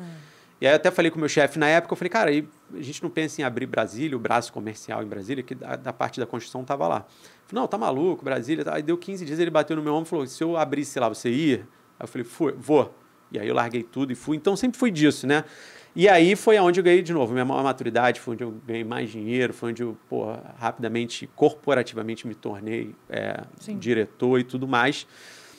E fiquei lá durante uns 10 anos, mais ou menos. E aí depois tudo foi acabando, crise lá imobiliária, meus relacionamentos que eu tinha lá, meu relacionamento tinha lá também terminou. Eu falei, cara, chegou a hora de voltar para o Rio e começar a viver propósito, não viver mais... Não precisava mais provar que eu conseguia ganhar dinheiro, que eu conseguia ser importante. Porque, em tese, eu tinha conquistado uma boa remuneração e tinha conquistado uma boa posição. Mas aí chegou lá, aí acabou, era só isso. Entendi. E aí eu voltei para o Rio, através de uma oportunidade que um amigo meu, enfim, me trouxe para a gente trabalhar ali no Parque Olímpico, na parte de contratos comercial, na interlocução da infraestrutura da União com as pessoas que alugam ali, Rock in Rio, por exemplo. Comecei a figurar com isso. E aí foi quando eu tive a calma, já no Rio de volta, de pensar, bom, agora acho que chegou a hora de eu pensar o que eu quero fazer por propósito. Né? Não é mais por dinheiro, não é mais para me sustentar, é por propósito. Assim, essa hoje é a coisa mais importante. E aí eu lembro que eu morava com 2 amigos e a gente ficava todas as noites lá na varanda escrevendo lá, qual é o seu propósito? E aí o meu amigo era ligado à ecologia, queria ter alguma coisa assim, dito e feito, está lá com e-commerce gigante sobre isso. Um outro amigo meu queria mais que tudo curtir a vida, era a primeira experiência dele morando fora de casa. No Rio de Janeiro. No Rio de Janeiro, e ele foi, curtiu a vida. Esse, não conheço ninguém que tenha curtido mais, que ele ainda curte. E eu tinha falado, cara, eu não sei como, mas eu quero viver de comida, eu quero viver da gastronomia, porque isso sempre foi muito forte na minha família, né? Eu tenho 2 referências as raízes ali. E os 2 são muito entusiastas. Meu pai e minha mãe, nossos programas de família, até hoje, sempre o que a gente vai comer, aonde a gente vai comer, o que vai ter para comer no domingo. Ó, comprei não sei o quê e por causa disso que eu comprei, a gente vai se encontrar para comer. Legal. Então é sempre isso. E aí eu falei que eu queria viver disso. E aí foi quando você me conheceu, a gente vai parar aí, porque foi quando um outro amigo meu tinha já uma holding de algumas marcas, me viu de volta no Rio e falou, André, vem trabalhar comigo, quero você aqui dentro da minha corporação, e aí eu fui indo. E assim, obviamente, nesse momento, você sentou na cadeira de marketing, você estava no comercial, aí você sentou na cadeira de marketing nessa marca que você estava, E o que te motivou a isso e o que continua te motivando a estar nesse, enfim, no segmento de food, assim, né? Porque no final, você estava na construção civil, você tinha tua família, você tinha teu, como é que fala? Tua memória afetiva, né, pela questão familiar, de estar envolvido com a comida, de certa forma, e para o mundo dos negócios, assim, o que te motivou a isso e o que continua te motivando porque você continua nesse cenário? Eu acho que eu sempre tento me colocar da minha forma mais natural, assim, eu sempre tento fazer as coisas menos forçadas possíveis. Então, assim, é um privilégio, assim, eu ter pessoas que sempre me apoiaram nisso, né? Então, eu sempre pude, de certa forma, escolher o que eu queria fazer. Independente disso estar gerando remuneração ou não, eu sempre tive como me segurar e prezar pelo caminho que eu mais queria. E aí, de novo, quando eu parei para pensar sobre, pô, o que eu quero, em que eu quero atuar, eu sempre gostei de gastronomia, mas eu não quero ser chefe, por exemplo. Eu cozinho em casa, adoro desenvolver receitas. As receitas das minhas empresas eu desenvolvo e tudo mais, mas não é business, né? Eu quero desenvolver, aí começa comercial, marketing, gastronomia. Junto isso tudo, aí eu sou um cara que tem a facilidade de conduzir marcas, sou o cara que tem facilidade de criar marcas, de tirar do papel, né? E, de novo, e aí eu precisava de uma experiência comprovada nisso, porque eu já tinha figurado ali nas minhas férias nos negócios do meu pai, já tinha ajudado ele nesses aspectos e tudo mais, mas eu nunca tinha andado por conta própria. E eu aceitei esse convite desse meu amigo ali, né, na holding dele, como gerente de marketing, que era a cadeira que tinha.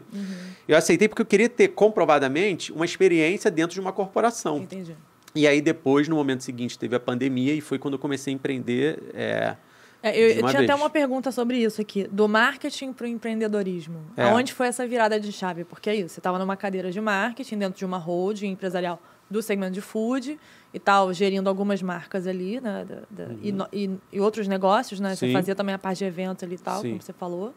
E para empreender, né? No final, eu lembro que quando a gente estava na pandemia, a gente conversou muito, né? Sobre logística de entrega, sobre os negócios que você estava desenvolvendo e tal. Acho que é legal você falar um pouquinho sobre essa sua virada. Essa transição, ela foi meio que forçada, assim, né? Eu estava lá de novo. Quando eu entrei, eu acho que eu tenho uma habilidade meio que 360 nesses assuntos, né? Então, de novos negócios, comercial e marketing. Então, a vaga que tinha era para gerente de marketing, e eu entrei como gerente de marketing, mas logo depois o CEO me participava de quase tudo que envolvia negociação, novos negócios, comercial e tudo mais. Eu comecei a ser envolvido em vários assuntos, e aí abracei eventos também, e depois já no final abracei a parte de novos negócios também, então já estava cuidando da parte comercial, que era vender franquia dessa franqueadora. Então eu estava com 3 cadeiras acumuladas ali, só que aí veio a pandemia e, de novo, eu tinha acabado de me colocar dentro da corporação como o cara que ganha pelo sucesso comercial das franquias comercializadas. Então, eu ia dirigir toda essa parte comercial. E aí veio a pandemia e eu sentei com os donos e a gente falou, cara, agora a gente não vai vender franquia nenhuma. A gente, aliás, não sabia nem se tinha que ficar em casa, se não tinha aquele começo. Foi aquilo que eu falei, foi aquele... O escritório postergou até onde pôde, até que teve uma hora que falou, cara, é incrível, mas porque ninguém tinha passado por isso, mas a gente não vai poder vir para o escritório mesmo, não. Que dirá prospectar a franquia, cara, cancela tudo. Eu tinha um pipeline bem legal, né? A gente tinha um pipeline bem interessante, e aí todo mundo travou. Até porque 2019 prometia ser um ano muito bom economicamente. Exato. Não, o nosso pipeline estava muito gordo, assim, de novas franquias. Estava falando com grupos de fora do Brasil, que ia abrir, sei lá, 20, tinha potencial para abrir 20 unidades e tudo mais, e do nada isso travou. E aí, quando a gente conversou, eu ganho pelo sucesso, a gente não ia ter escritório nem nada, eu falei, não, beleza, então, vamos dar um tempo aqui na nossa relação e eu vou procurar o que fazer, porque, né, a conta vence e tudo mais. E aí foi isso, de uma sexta para uma segunda, eu me reestruturei, meu pai tinha lá uma fábrica já em funcionamento, ele atende o food service, mas ele não tem ponta de venda, né? Ele é B2B, fornece para algumas lanchonetes, fornece doces e salgados para posto de gasolina. Né? É uma mini indústria para posto de gasolina e tudo mais. E eu falei, cara, o que eu vou fazer aqui dentro? Primeiramente, eu estruturei a parte dele, eu dei uma ajuda no que eu podia ali, tipo de sexta para segunda, eu falei, ó, estamos juntos aqui. E aí eu criei um braço lá dentro, para fazer, durante a pandemia, essa entrega online. Então, meu pai já tinha questão de logística, só que ele sempre foi B2B. E aí eu empreendi para fazer o B2C. Separei alguns produtos ali que faziam sentido para as pessoas terem em casa e comecei a trabalhar essa logística B2C. Só para a gente fazer um parênteses aqui, gente, B2B é quando a gente faz uma transação de empresa para empresa. Isso. E o B2C é quando é da empresa para o consumidor final, no caso a gente como consumidor de delivery, essas coisas, tá? Perfeito. Só para a gente fazer esse parênteses, porque é nichado, mas às vezes alguém tem dúvida então, ainda na nomenclatura. Basicamente, meu pai sempre foi focado em entregar para outras empresas, ele nunca quis ter loja, ele não tem nem nome fantasia, é só aquele nome ali da razão social e tudo mais. E eu já sou um cara de marca, que gosta de criar uma marca, qual vai ser a embalagem, qual vai ser a cara, qual vai ser tudo mais. E aí eu comecei a entregar produtos que saíam da mesma fábrica dele, que ele produzia só para mim, para casa das pessoas, e foi oportuno porque teve a pandemia. E aí foi um boom, né? Eu criei 3 marcas rapidamente lá na época e tudo mais da pandemia. E isso me sustentou durante um bom tempo.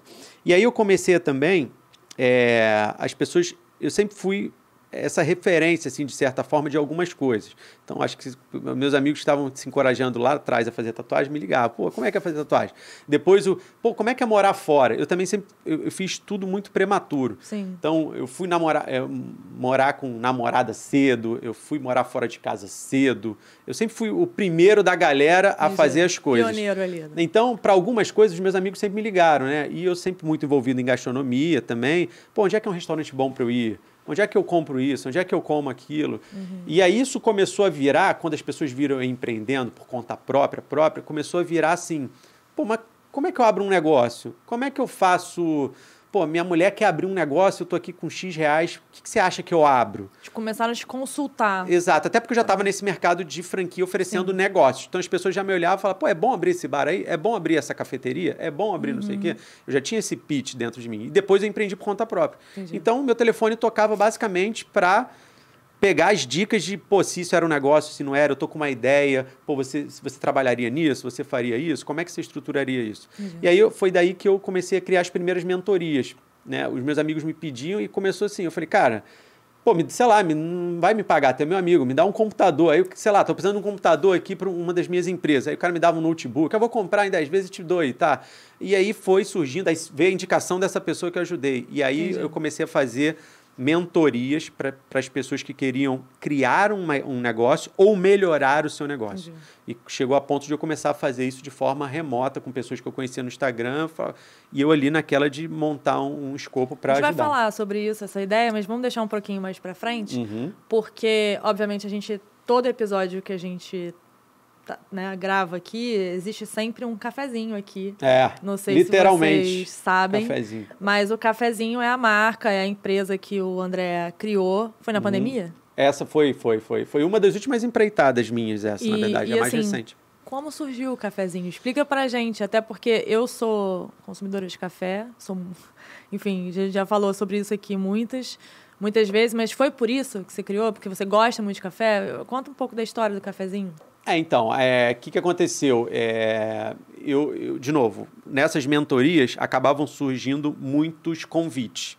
Então, ora, eu ajudava a pessoa ali de uma tal forma que ela, pô, quer ser minha sócia? Não, te chamei para me ajudar, mas agora eu tô achando tão legal que, pô, eu queria que você trabalhasse comigo. E aí foram surgindo algumas sociedades onde eu fui ganhando participação pela ajuda que eu dava. Ou seja, a pessoa me tinha estruturando o negócio, estruturando o business, e, por outro lado, a minha remuneração passava a ser a participação dos negócios que eu ajudava e tudo mais. Mas eu comecei a sentir vontade de ter o meu próprio negócio desenvolvido 100% por mim e não só ajudar negócios que tiveram ideias de origens que não eram minhas e tal. E aí eu já estava procurando um negócio, eu tinha recém me mudado para outro bairro, né? Eu fui morar no Leblon ali, e aí eu estava procurando alguma coisa perto, né? Que fosse ali local. E aí surgiu um ponto comercial. Primeiro surgiu um convite para eu abrir um café. Aí já era um convite para abrir um café em São Conrado, que não era perto, mas não era tão perto. E quando eu estava estruturando, fazendo business plan para eu montar esse café, porque lá nesse lugar o mais indicado era café, eu brinco até que não existe lugar ruim, tá, gente? Esquece essa frase que ali nada dá certo. Naquele ponto já tentaram um monte de coisa. Cara, todo ponto tem um negócio certo para aquele ponto. Acho que o erro está nas pessoas quererem botar um determinado negócio em qualquer lugar. Aí não vai funcionar. Então, lá fui convidado, falaram, cara, tem uma loja para você, a gente quer criar uma solução aqui, a gente quer saber de você qual solução você criaria, que a gente vai te dar tudo. Vai te dar a loja, vai te dar tudo. A gente quer montar uma solução aqui. E aí eu fiz o business plan, falei, cara, aqui dá um café. Eu estava montando lá o business plan, estava praticamente apertando a mão do cara lá, já tinha feito todas as reuniões, e aí do nada chegou para mim uma loja perto da minha casa. Entendi. Que é essa que o cafezinho é hoje. E aí, o meu amigo que mandou, eu falei, cara, acho que aí dá uma coisa ou outra. Eu falei, deixa eu pegar esse business plan e jogar em cima dessa loja, só para ver a diferença, né? Se esse café fosse aplicado ali, porque ele dá um café também. E aí eu vi que a viabilidade aqui era muito boa. Entendi. E eu falei, então, calma aí, deixa eu priorizar esse aqui. E é perto de casa, é mais barato, é tudo, enfim. E aí eu botei o cafezinho Leblon na frente do outro café, que ainda está no pipeline. É uma montadora grande, é uma marca importantíssima. Desse projeto que originou o cafezinho. Desse outro projeto que ainda estou tocando, a gente vai fazer alguma coisa naquela unidade lá, né? Provavelmente um café.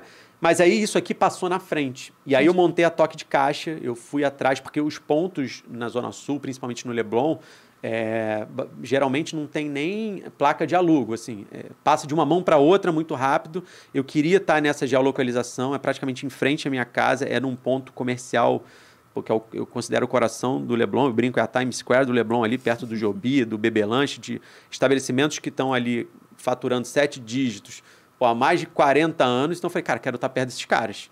E aí, montei a toque de caixa, o cafezinho, branding, tudo assim, não tinha isso pronto. Entendi. Né? Eu sabia que queria montar um café, porque ali caberia um café, mas eu falei, vai chamar como? É pequena a loja, é cafezinho. É cafezinho o quê? Pô, uma cafezinha é muito simples, cafezinho Leblon, uma cafezinho com 2 eixos, meu nome é Piazza, com 2 eixos. Entendi. Dá uma personalidade. E eu fui criando aquilo a toque de caixa e o cafezinho tá um sucesso lá, graças a Deus. Então, assim, o cafezinho tá há quantos meses?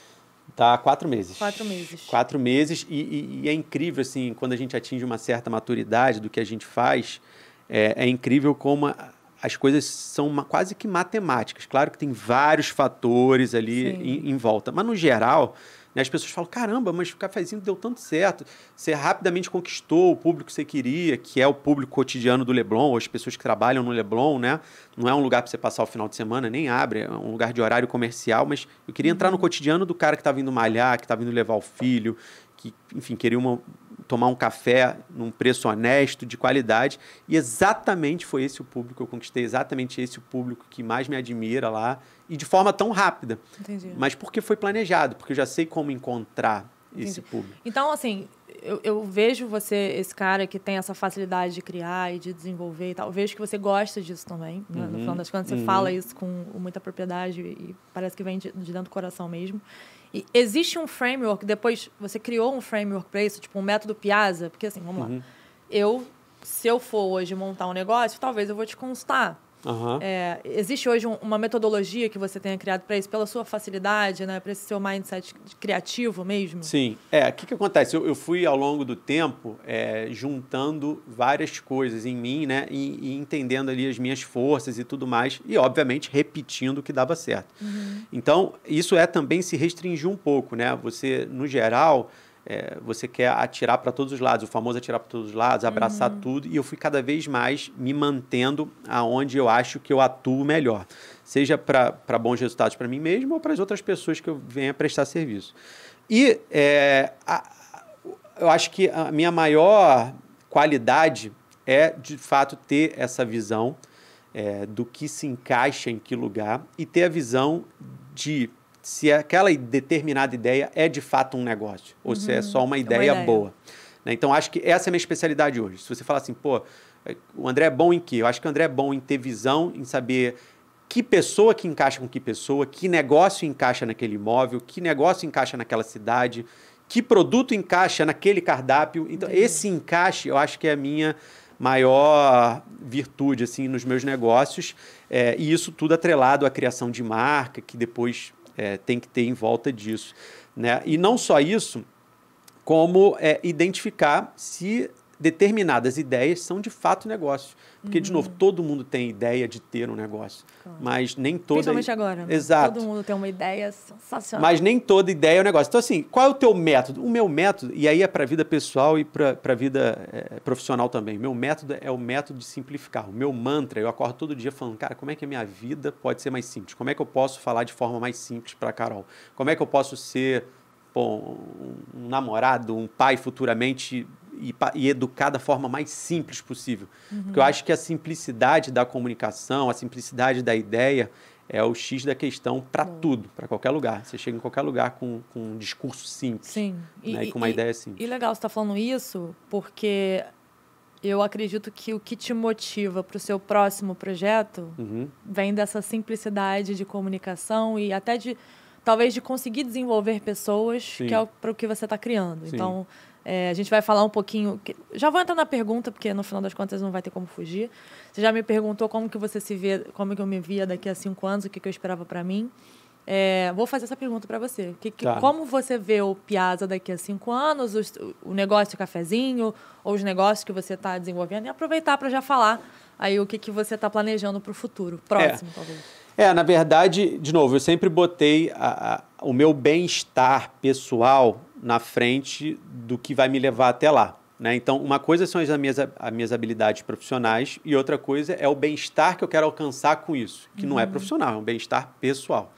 Então, um bem-estar que eu imagino hoje, para mim, assim, eu quero ter... As pessoas me chamam de espírito livre, minha irmã, minha mulher. Eu quero ter, de fato, viver essa forma de espírito livre, que significa eu poder escolher passar 6 meses num determinado lugar, Sim. eu poder viajar e explorar, que é uma coisa que eu adoro, né? Conhecer outras culturas e tudo mais. E aí existem coisas que poderiam me levar para isso profissionalmente. E aí,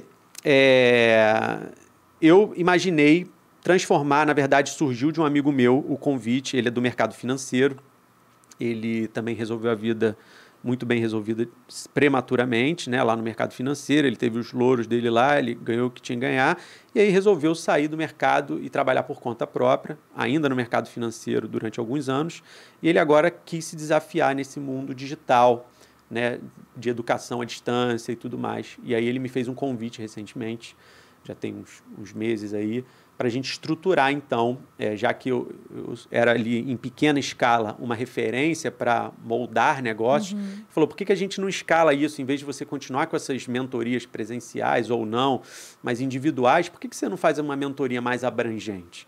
Né? Por que você não ajuda mais pessoas? Tem meios disso acontecer através da internet. Né? E aí, diferente de tudo que eu vejo, onde a gente cria as dificuldades, cria os demônios para te vender uma facilidade, para te vender um conforto, eu não quero... Eu estou com um projeto que vai ser justamente para simplificar, para você decodificar se essas ideias que você tem podem vir a ser um negócio ou não. Ou o que você tem que fazer com a ideia que você tem para que ela se torne um negócio. Então, a partir de segunda-feira, na verdade, na próxima segunda-feira, a gente está criando um canal no YouTube e no Instagram, chamado Negócios na Cozinha, que vai falar sobre isso. De forma simples, o mais simples possível. As minhas 10 revisões que eu faço em cada conteúdo é em torno de simplificar as coisas, de mostrar para as pessoas, antes que elas tenham um problema, antes que elas tenham uma frustração, antes que elas gastem dinheiro, antes que elas empreendam, inclusive. Eu vou ter sucesso se muitas das pessoas olharem e falar, pô, isso não é uma ideia boa, ainda bem que eu não botei no papel, porque Sim. eu vi isso aqui antes. Ainda bem que eu não gastei meu dinheiro com isso, porque, pô, estava indo para um caminho totalmente errado. Então, a minha missão vai começar a ser essa, e isso eu consigo fazer de forma escalável e remota. Legal. Então, pode ser que isso, daqui a 5 anos, me faça morar 6 meses em Portugal, 6 meses na Itália, enfim, me dê essa liberdade geográfica que eu quero. E assim, de tudo isso que a gente falou, você é um cara que já circundou aí em algumas empresas de segmentos diferentes, mas com o mesmo objetivo, sendo comercial, sendo marketing, tudo. Tudo que você viu, vamos trazer para o nosso nicho aqui do food service, o que você vê, como que você enxerga o mercado hoje e o que você vê do mercado para os próximos 5 anos? Assim? Você que está ali empreendendo também, né? Numa cafeteria e tal. Eu acho que eu vi um movimento que eu sempre eu sempre gostei, na verdade, né? E até também por condições. Então, o meu negócio é enxuto, minha cafeteria é uma mini cafeteria, né? A gente está vendo o surgimento de operações cada vez mais enxutas. Eu, por conta de todo o meu contexto, né? Eu não tinha tanto recurso para abrir um McDonald's, então, tem que abrir uma cafeteria pequena. Eu sempre procurei operações enxutas, eu sempre gostei de operações mais enxutas, mais objetivas. E eu acho que, assim, um exponencial, cada vez mais, a gente vê que, eu brinco que não tem mais aquela era do imperialismo. Assim, antes, o melhor restaurante era o restaurante que tinha mais mesa, que tinha mais cadeira, que tinha um maior estacionamento. Né? E a gente vê que até as grandes, né, os grandes cadeias de restaurantes, que tinham modelos de restaurantes grandes, estão fazendo as suas versões menores, para que você consiga customizar mais, né? Ou até com uma experiência totalmente diferente, né? Exato. Ou que não tem cara de restaurante nenhuma. Você vê hoje, você entra no McDonald's, como você citou, não tem cara de restaurante. Exato. Então, se eu pudesse, assim, se eu fosse apostar num modelo de negócio, eu sempre optaria por modelos mais enxutos e que tenham... hoje os modelos que eu sou mais fã são até de monoproduto, mas não necessariamente monoproduto, mas são modelos que têm de forma muito clara e simples o seu propósito e a sua proposta. Fala aí pro pessoal o que é monoproduto, vai. Acho que a gente fala muito isso, mas acho que é legal. Eu posso dar alguns exemplos, assim. Então, por exemplo, acho que a maioria das pessoas é uma multinacional hoje, conhece a Oakberry. Oakberry é uma cadeia de monoproduto, por mais que ela queira ali agregar uma paçoca, uma granola, sei lá, acho que ela estava tentando trazer algumas outras coisas, um energético. É uma empresa majoritariamente de um produto, que é o açaí. Né? Apesar dele ter várias formas ali. O próprio Starbucks, né?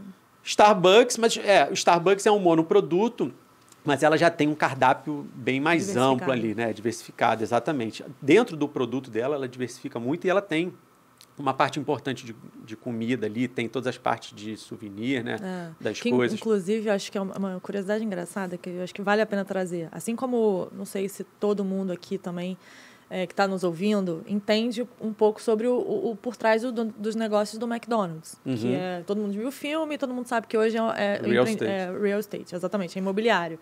E do Starbucks, por incrível que pareça, a gente falou dele aqui hoje em alguns variáveis temas que a gente citou, é banco. Não sei se você sabe. Não.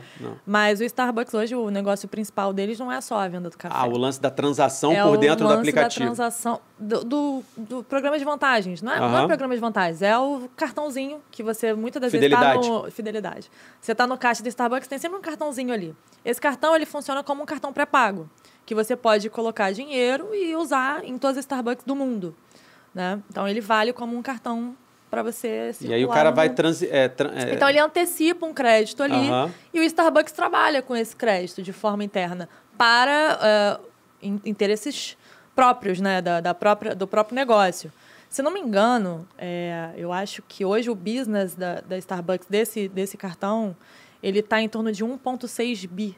Alguém contou pra gente que, inclusive, o Starbucks, claro, em tickets menores, óbvio, né? Porque a gente está falando de café ali, mas ele fez mais negociações, o Starbucks, com esse programa de fidelidade, de antecipação ali, de crédito. Eu acho que são 19,4 milhões de usuários no mundo. Ele fez mais transações nos Estados Unidos do que Google Pay, do que Apple Pay e do que Amazon Prime, óbvio, de formas separadas, assim. Mas ele transacionou mais ali, né? Dinheiro ali. Galera, negócio sendo negócio, é o que o André falou. E eu vou fazer isso também pro cafezinho. Apesar do cafezinho, o nome já diz. Bank. O que eu quero dizer é o seguinte, eu tinha que fazer lá uma questão de fidelidade, porque, de novo, minha proposta é ser uma coisa do cotidiano, eu tenho que reconhecer quem frequenta o meu negócio no cotidiano. Sim, claro. E eu tenho pessoas que vão lá 4, 5 vezes por semana, às vezes 2 vezes por dia. Eu falo, tem que dar um give back para esse cara, ele tem que ganhar alguma coisa. Mas não aquele cartão, aquela coisa. E aí eu já estou desenvolvendo, até com um entrevistado nosso aqui, JJ. Legal. Vou dar um spoiler aqui. A gente está desenvolvendo Beijo, Rafa. uma forma de fidelizar, de dar desconto. Reter o cliente. Mas sem essa de pontuação lá na frente, você troca, sem essa de nada. É assim, é simples como comprar 2 cafés e ganhar 3. Sim. Então, eu quero uma coisa bem simples, que é sempre a minha missão, meu propósito, para a gente fidelizar lá. E aí, só respondendo até de cafezinho, o que você quer com um cafezinho? Cara, eu abri o cafezinho por uma oportunidade lá do lugar que me trouxe o cafezinho, e a marca é legal, e tá tudo sendo bem reconhecido lá, e eu queria ter esse meu negócio bem autoral. Mas eu até brinco que eu não quero criar uma franquia. Assim, as pessoas entram, a primeira coisa que... Eu ia falar isso. Vamos escalar, como é que vai ser o cafezinho? A gente vai distribuir ele para todo o Brasil? Então, as pessoas entram lá, as 2 coisas que mais perguntam. Número 1, é uma franquia? Eles acham que já era uma franquia, que eu só levei para lá, para o Leblon. E número 2, se não é uma franquia, mas você vai franquear, pô, isso aqui você fez para franquia, porque tem toda uma carinha de franquia. Eu deixei tudo customizado, né? Tudo bem organizado, né? Operação simples, vai rodar agora, a gente vai começar a contratar, vai rodar com 1 funcionário por turno, então é muito otimizado mesmo, mas isso tudo é fruto da minha experiência de montar negócio. E eu montei lá uma coisa super otimizada que poderia ser replicada. Mas aí é uma questão pessoal, eu não me vejo como um franqueador. Não é uma cadeira que eu quero estar. Isso sempre é muito importante para mim. Mas isso te impede de licenciar a marca e alguém ser um franqueador? Não.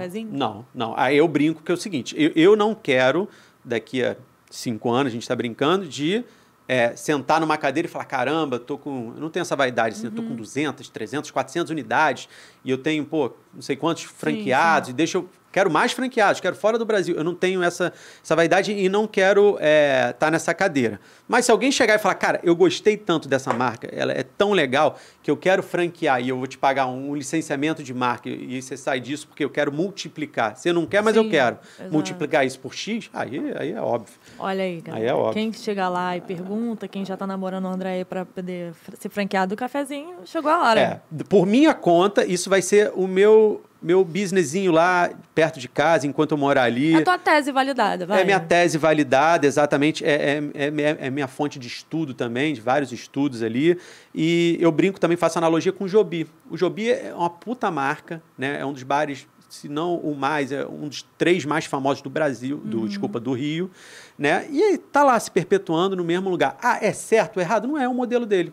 Né? Ele fatura lá os 7 dígitos dele lá, naquele micro espacinho. Assim, talvez não foi nem a intenção de ser, né? Assim, essa referência que é hoje, mas acabou acontecendo. E aí eu te pergunto, ele poderia ter 100 unidades no Brasil? Poderia ter 100 unidades, poderia ter quiosque em shopping, Cara, quantas pessoas já namoraram, já convidaram, e ele tá ali, se mantendo ali. Então, em relação ao cafezinho, no que depender de mim, enquanto estiver na minha gestão, ele vai ser lá o do Leblon. Pode ser que eu vá para uma lojinha um pouco maior, pode ser que eu cresça aqui, aumente o cardápio, mas ele vai ser cafezinho Leblon no Leblon.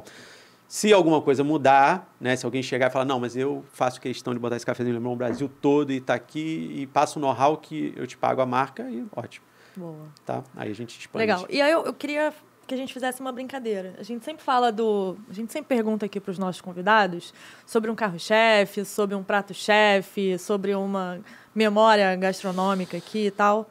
Eu acho que podia ser legal a gente citar uma nossa, assim, de forma memória afetiva, ou pode ser um carro-chefe do próprio cafezinho que você queira falar. Eu sei que tem um bolo de chocolate lá maravilhoso. Então. E é feito pelo André, se vocês não sabem. Eu inventei de fazer e agora eu tô escravo disso. Todo dia eu faço bolo, porque então, é o produto que mais vende. O chefe do André é o bolo de chocolate. Exatamente. Ou, na verdade, você que come o bolo vai lá comer todo dia. Exatamente.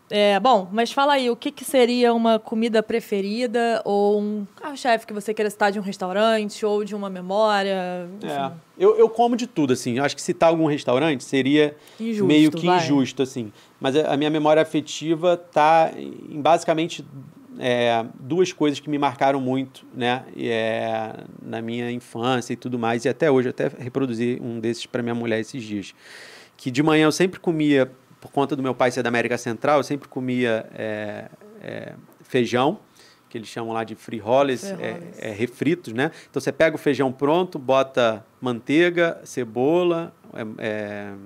Pimenta? Não, molho inglês e recozinha o feijão ali, né? Entendi. Ele fica bem pastoso. Fica tipo um tutu nosso, mas com esse gostinho de molho inglês e tal. Então, comia isso com huevos a la rancheira, né? O huevos rancheiro, que é aquele ovo com limão, com tomate e tudo mais. Então, de manhã, eu comia isso em casa com os meus pais. Meu pai ou minha mãe faziam esse prato América Central. E aí, de tarde, ou na hora do almoço, era as massas da minha mãe. E aí tudo muito simples também. De novo, você acha que sua mãe é italiana, então ela deve ter umas coisas rebuscadas e tudo mais. Não é nada de Instagram. Sei lá, uma massa que eu lembro muito dela, é uma massa que tem 3 ingredientes, que é uma das minhas preferidas até hoje, que ela aprendeu porque quando ela chegou no Brasil, na fazenda, para onde ela foi aqui, só tinham 3 ingredientes na fazenda, que era manteiga, o creme de leite fresco da fazenda e cebolinha que tinha na horta. Então é uma massa que você pega a manteiga, derrete, pega a cebolinha picadinha verde, deixa ela ali, dá uma coradinha, bota o creme de leite e a massa junto. Falando assim, é muito básico, é muito simples. Mas se eu fizer esse prato para você e te servir, você fala, cara, é prato de restaurante. É muito gostoso e tal. Então, a minha memória afetiva está dividida entre a América Central e a Itália. A comida do meu pai e a comida da minha mãe. Legal. Bom, a minha... eu também tenho essa memória afetiva familiar, porque, enfim, falei aqui que a minha família é um pouco grande e tal, e sempre foi aos domingos na casa da minha avó, era o ponto de encontro, né? E era sempre a macarronada da minha avó. Então, eu tenho essa memória afetiva. Mas também não posso deixar de citar minha mãe, que, enfim, é uma cozinheira de mão cheia, talvez históricos familiares ali, mas ela realmente se empenha. Mãe, beijo, esse é seu aniversário. Parabéns. É a lasanha da Dona Sandra, enfim, é uma coisa que não dá para citar, todo mundo que come também fica louco. Bom, né? E tem essa memória afetiva, mas eu gostaria de citar 2 coisas que, assim, nessas andanças e tal, são coisas que... Tem coisas que marcam a gente, igual eu estava falando, né? E na minha última viagem do Chile, eu provei uma pizza, gente, uma pizzaria tipo Domino's, assim. E eu comi uma pizza que era uma pizza meio quente que eu digo com muita pimenta e tal, e tinha carne de machaca. Você deve saber o que é carne de machaca. Não. É uma carne mexicana e também que tem muita presença no sudoeste, acho que dos Estados Unidos e tal, por ter o viés mais mexicano lá e tal. E é uma carne seca, que acho que é do acém, que eles desfiam e tal. Não sei se é acém, se eu carrego agora. Curada ali. Curada e tal. Então, ela vai muita pimenta. Então, ela fica meio que apimentada. E é uma coisa que me marcou muito. Então, toda vez que alguém me pergunta, cara, uma pizza, eu falo, cara, Papa John's, pizza de machaca. Papa John's. Papa John's. Pra mim, é a Papa John's. Nos Estados Unidos, eu conheci na Califórnia, Papa John's. É tipo Domino's, assim, né? Que eu tô torcendo pra que venha pro Brasil. Eu sei qual é. Parece uma carne moída em pedaços maiores e tal. Que neles, eles fizeram meio carne moída, mas se você for no México, ela é desfiadinha, assim, como se fosse uma carne de panela, acho que entendeu? eu já comi, sim. Pra mim, é uma memória afetiva que eu tenho. Não sei se foi por um dia que eu tava com muita fome. Enfim, era pós-Réveillon e eu não sabia que no Chile eram, depois do Réveillon, 3 dias de feriado. Era praticamente isso. E aí, tudo fechado, e eu tive que recorrer ao Papa John's e fechado mesmo, assim, mesmo. Só a pizzaria tá funcionando. E eu tenho essa memória. E aí você vê como isso, às vezes, entra na essa vida pessoal, quando você permite, entra na sua vida profissional. Por exemplo, você falou do bolo lá, esse bolo de chocolate que eu vendo lá, acho que ele tem muita assertividade, porque ele é uma receita que acho que muita gente fez há décadas atrás. É o bolo simples ali, né? É um bolo simples, que era uma receita que deve ter transitado há décadas atrás. Porque o meu tio-avô, Sérgio, que era professor confeiteiro, né? Ele era mestre em confeitaria e professor. Ele, quando saía do pedestal lá de professor e tudo mais, lá em casa, no domingo, na casa da minha avó, ele fazia esse bolo de tabuleiro, não tinha nem calda nem nada. Um bolo de chocolate bem escurinho, né? Bem escuro, assim, com chocolate em pó 50%, aquele chocolate 2 frades. E ele fazia esse bolo, e é o bolo da minha infância, que a gente chamava de bolo peteleco. Agora, para o café, eu falei, cara, eu tenho que ter uma estrela aqui. E eu fui consultar de uma das coisas mais simples da história, é a receita desse bolo. E eu fiz esse bolo, que para mim era o bolo peteleco. Ele é conhecido, esse bolo. Eu fiz esse bolo lá para o cafezinho e adicionei uma calda da minha avó. E pronto. É o produto que eu mais vendo na loja. E eu comecei a fazer porque eu falei, cara, esse eu quero fazer, porque eu vou ter ali no cantinho para falar, esse aqui é o que faço. Porque tudo que é feito lá no cafezinho é feito por aquela fábrica da minha família que eu já falei que meu pai tem. Então, lá dentro da fábrica do meu pai produz coisas para mim do jeito que eu peço. Então, eu quero um cookie assim, eu quero um pastel assado, eu quero, enfim, um bolo desse jeito. Então, tudo chega para lá fresquinho. E esse bolo eu falei, cara, eu quero fazer um autoral, só que aí acabou que ele é o que mais vende. Esse é o campeão de vendas, por isso que ele se chama bolo carro-chefe. Muito bom. Então esse bolo é uma memória afetiva minha e que eu vejo se repetir nas pessoas, porque muita gente, de novo, eu acho que os tios da minha geração ali, os avós faziam. Então muita gente senta ali e fala, acho que minha mãe tem uma receita de bolo parecida com essa. Acho que minha avó fazia um bolo desse. E esse é um motivo do sucesso dele. E outra coisa que eu sou super entusiasta, eu sempre brinco que quando, aí sim, de vez, quando eu me aposentar, não tiver que fazer mais nada de forma, assim, porque não tiver que fazer mais nada de forma obrigatória para me sustentar, né? A vida estiver resolvida, o que eu quero ter é uma pizzaria. Legal. Até porque é uma das minhas comidas prediletas. Opa, italiano, né? Mas vamos, só para a gente encerrar aqui, então, e eu acho que é legal até, eu citei o livro e tal. Qual é a sua fonte hoje de conhecimento, né? O que você... Você está em casa, você me perguntou do teu hobby. Ok, acho que o teu hobby você já mais do que falou aqui. Se quiser citar também, pode citar. Mas eu acho que é legal você falar a tua fonte hoje de conhecimento. Assim, onde você se aprimora, onde você busca teu conhecimento para te desenvolver mesmo? Cara, eu sempre tive um fascínio muito grande por documentários e por biografias, né? Então, assim, estudar cases concretos, né? Eu nunca fui muito da teoria e tudo mais. Eu sempre preferi até os exemplos mal-sucedidos, mas ver exemplos reais. Então, sempre que eu preciso buscar alguma coisa, eu tento pegar ali as biografias ou as histórias reais. Hoje em dia, com o YouTube, principalmente com esse formato podcast, que é muito realístico, né? Eu gosto muito, né? A gente pode consumir, né? Também em diversos momentos. Não é um filme publicitário, né? O podcast, a vida como ela é. O podcast é um bate-papo. Então, você acaba batendo papo com grandes empreendedores, com grandes empresários. E eu consigo tirar exemplo de tudo, assim, né? De todo mundo que teve uma história. Por isso que eu acho tão importante trazer as histórias das pessoas, porque a gente tira exemplos de tudo, por mais que essa pessoa não seja do seu segmento. E até inspira, né? Inspira muito. Né? E eu vou dar um exemplo também, um dos recentes que eu vi um podcast com o Ronaldo Fenômeno e tal, e aí, ele não precisa provar nada para ninguém. Ronaldo Fenômeno no mundo todo. E aí, ele... foi quem foi, é quem é, mas ele está empreendendo ali no day one de comprar um time na Europa. E aí ele estava falando disso, que ele pegou a pastinha dele, foi em Nova York tentar um patrocinador, ele foi tentar dinheiro não sei aonde, tomou não, e que aí ele... E o cara que ele ainda tem aquele patrocínio vitalício da Nike? Provavelmente, ele como pessoa, sim. O patrocínio. Sim.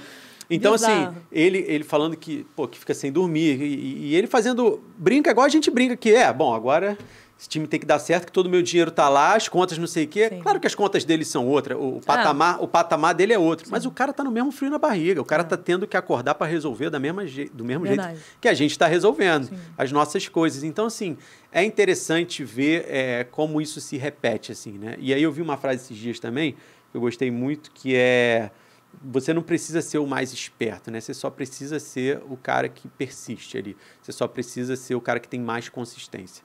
E eu acho que, assim, nada vence a consistência, assim, se fosse falar do... Foi o exemplo que eu citei da Maria Luísa aqui. Do legado ali... Ficou 10 anos para tentar trazer uma marca. Eu acho que nada vai superar, né? A minha mãe também tem uma frase que ela diz que a vida é uma prova de resistência. Então, não é quem corre mais rápido, né, os 100 metros ali. É uma prova de resistência. Quem se manter resistente na sua educação, nos seus propósitos, nos seus princípios, nos seus negócios, em qualquer coisa, nada vai superar isso. Dias difíceis virão. Exato. Isso aí é o que realmente nos transforma, né? Nas dificuldades que a gente realmente se desenvolve. Isso. Então... Por isso que eu tento, acho que, tornar tudo da forma mais simples. O ato de eu fazer ginástica, o jeito que eu me alimento, eu quero tentar deixar tudo da forma mais simples, que eu me relaciono, para que isso não seja um fardo, né? Porque eu vou ter que fazer isso durante todo o resto da minha vida, né? Entendi. Vou ter que me alimentar bem, vou ter que fazer minhas coisas, vou ter que trabalhar provavelmente para o resto da minha vida. Então, que isso seja uma coisa simples, agradável, para que eu faça isso de forma repetitiva e por muito tempo. Que assim seja. Gente, foi excelente. Acho que a gente contou um pouquinho aqui sobre as nossas histórias, sobre o que nos motiva a estar aqui ou o que nos motiva a estar onde a gente vai estar daqui a pouco. Eu acho que é legal a gente, daqui a um tempo, revisitar esse podcast, até para a gente saber se a gente chegou onde a gente queria chegar e legal. Se a gente vai ter que mudar a rota. Acho que vai ser antes, hein? De alguma forma. Tô com essa intuição, se depender. E, bom, espero que tenham gostado. É realmente muito prazeroso, né, dividir essa mesa com você, com os nossos convidados aí. Eu aprendo um pouquinho mais todo dia. Muito. E eu também, o que você falou de podcast, eu absorvo muito essa fonte de conhecimento, porque é isso, eu acho que as pessoas se abrem, né, falando de si, enfim, às vezes a gente acha que a pessoa está atrás de uma mesa de trabalho, ela é uma fortaleza. Sim, no final, quando a gente está aqui conversando, é que a gente também se permite errar e demonstrar que a gente... Por que faz aquilo e como faz, né? E no final são pessoas físicas, né? Atrás de corporações. Então. Eu acho que é isso. E também eu acho que, no geral, eu tenho visto, assim, isso bem recente, assim, eu diria que nos últimos 5 anos eu tenho visto que as pessoas não estão mais guardando tanto as coisas. Sim. Não tem essa de segredo, né? O meu sucesso, receita de sucesso. O meu sucesso é um segredo. Não é segredo. O seu sucesso foi uma conjuntura de coisas, né? Sim. E não necessariamente vai ser replicado para outra pessoa. Mas, assim, eu acho que esse compartilhar é o mais interessante do que está acontecendo agora, né? A gente não... Você me convidou, te agradecer publicamente aqui esse convite de dividir essa mesa com você. A gente não quer virar youtuber, né? E o André agora virou youtuber. Ele sempre está envolvido no negócio. É youtuber, Carol é youtuber. Não é youtuber. Né? Aqui é a vitrine do que a gente vive. E a vitrine de outras pessoas também, para isso, para inspirar. Porque a gente vindo aqui, a gente se inspira. Com certeza. Provavelmente a gente inspira outras pessoas. E é isso. É sem depois o arrasta para cima, você não tem que me dar nada. Nem tem que dar nada para Carol. Né? Só deixa a gente falar, deixa o YouTube rolando lá, que de repente gera um engajamento e quem sabe a gente não vai ser distribuído para mais pessoas. Mas eu pego essas contribuições de outras pessoas que fazem isso e espero que eu, de certa forma, contigo... que a gente esteja contribuindo para alguém também. Claro. Pô, deixa eu entrar lá com aquele cara que eu quero montar um negócio de sushi, deixa eu ver como é que é a história dele, né? Enfim, esse tipo de coisa. É legal mesmo, é realmente unir pessoas em prol de um objetivo que a gente tem aqui, que no final você vê que todo mundo tem um propósito, né? Não é só o negócio pelo negócio, todo mundo está fazendo também por algum objetivo, ou por alguma história de vida, ou por alguém, né? Ou para si próprio. Os propósitos existem, eles, de alguma forma a gente vai se encontrando ali, né? Então, é isso. Bom, ótimo episódio, vai ao ar hoje mesmo. Vai. A gente geralmente, bastidores, a gente geralmente grava num dia e a gente já tem alguns episódios gravados, eu já falei isso algumas vezes, né? Obviamente a gente faz para a gente ter ali qualquer imprevisto, já episódios garantidos. Mas esse de hoje, né? Vai ao ar hoje. Então, você está vendo a gente agora, 7 da noite, ou sei lá quando, daqui a 10 anos, mas a gente gravou no mesmo dia, vai para o ar daqui a pouquinho. É isso, episódio 10, com muita história. Acho que a gente falou um pouquinho também dos nossos desafios ali.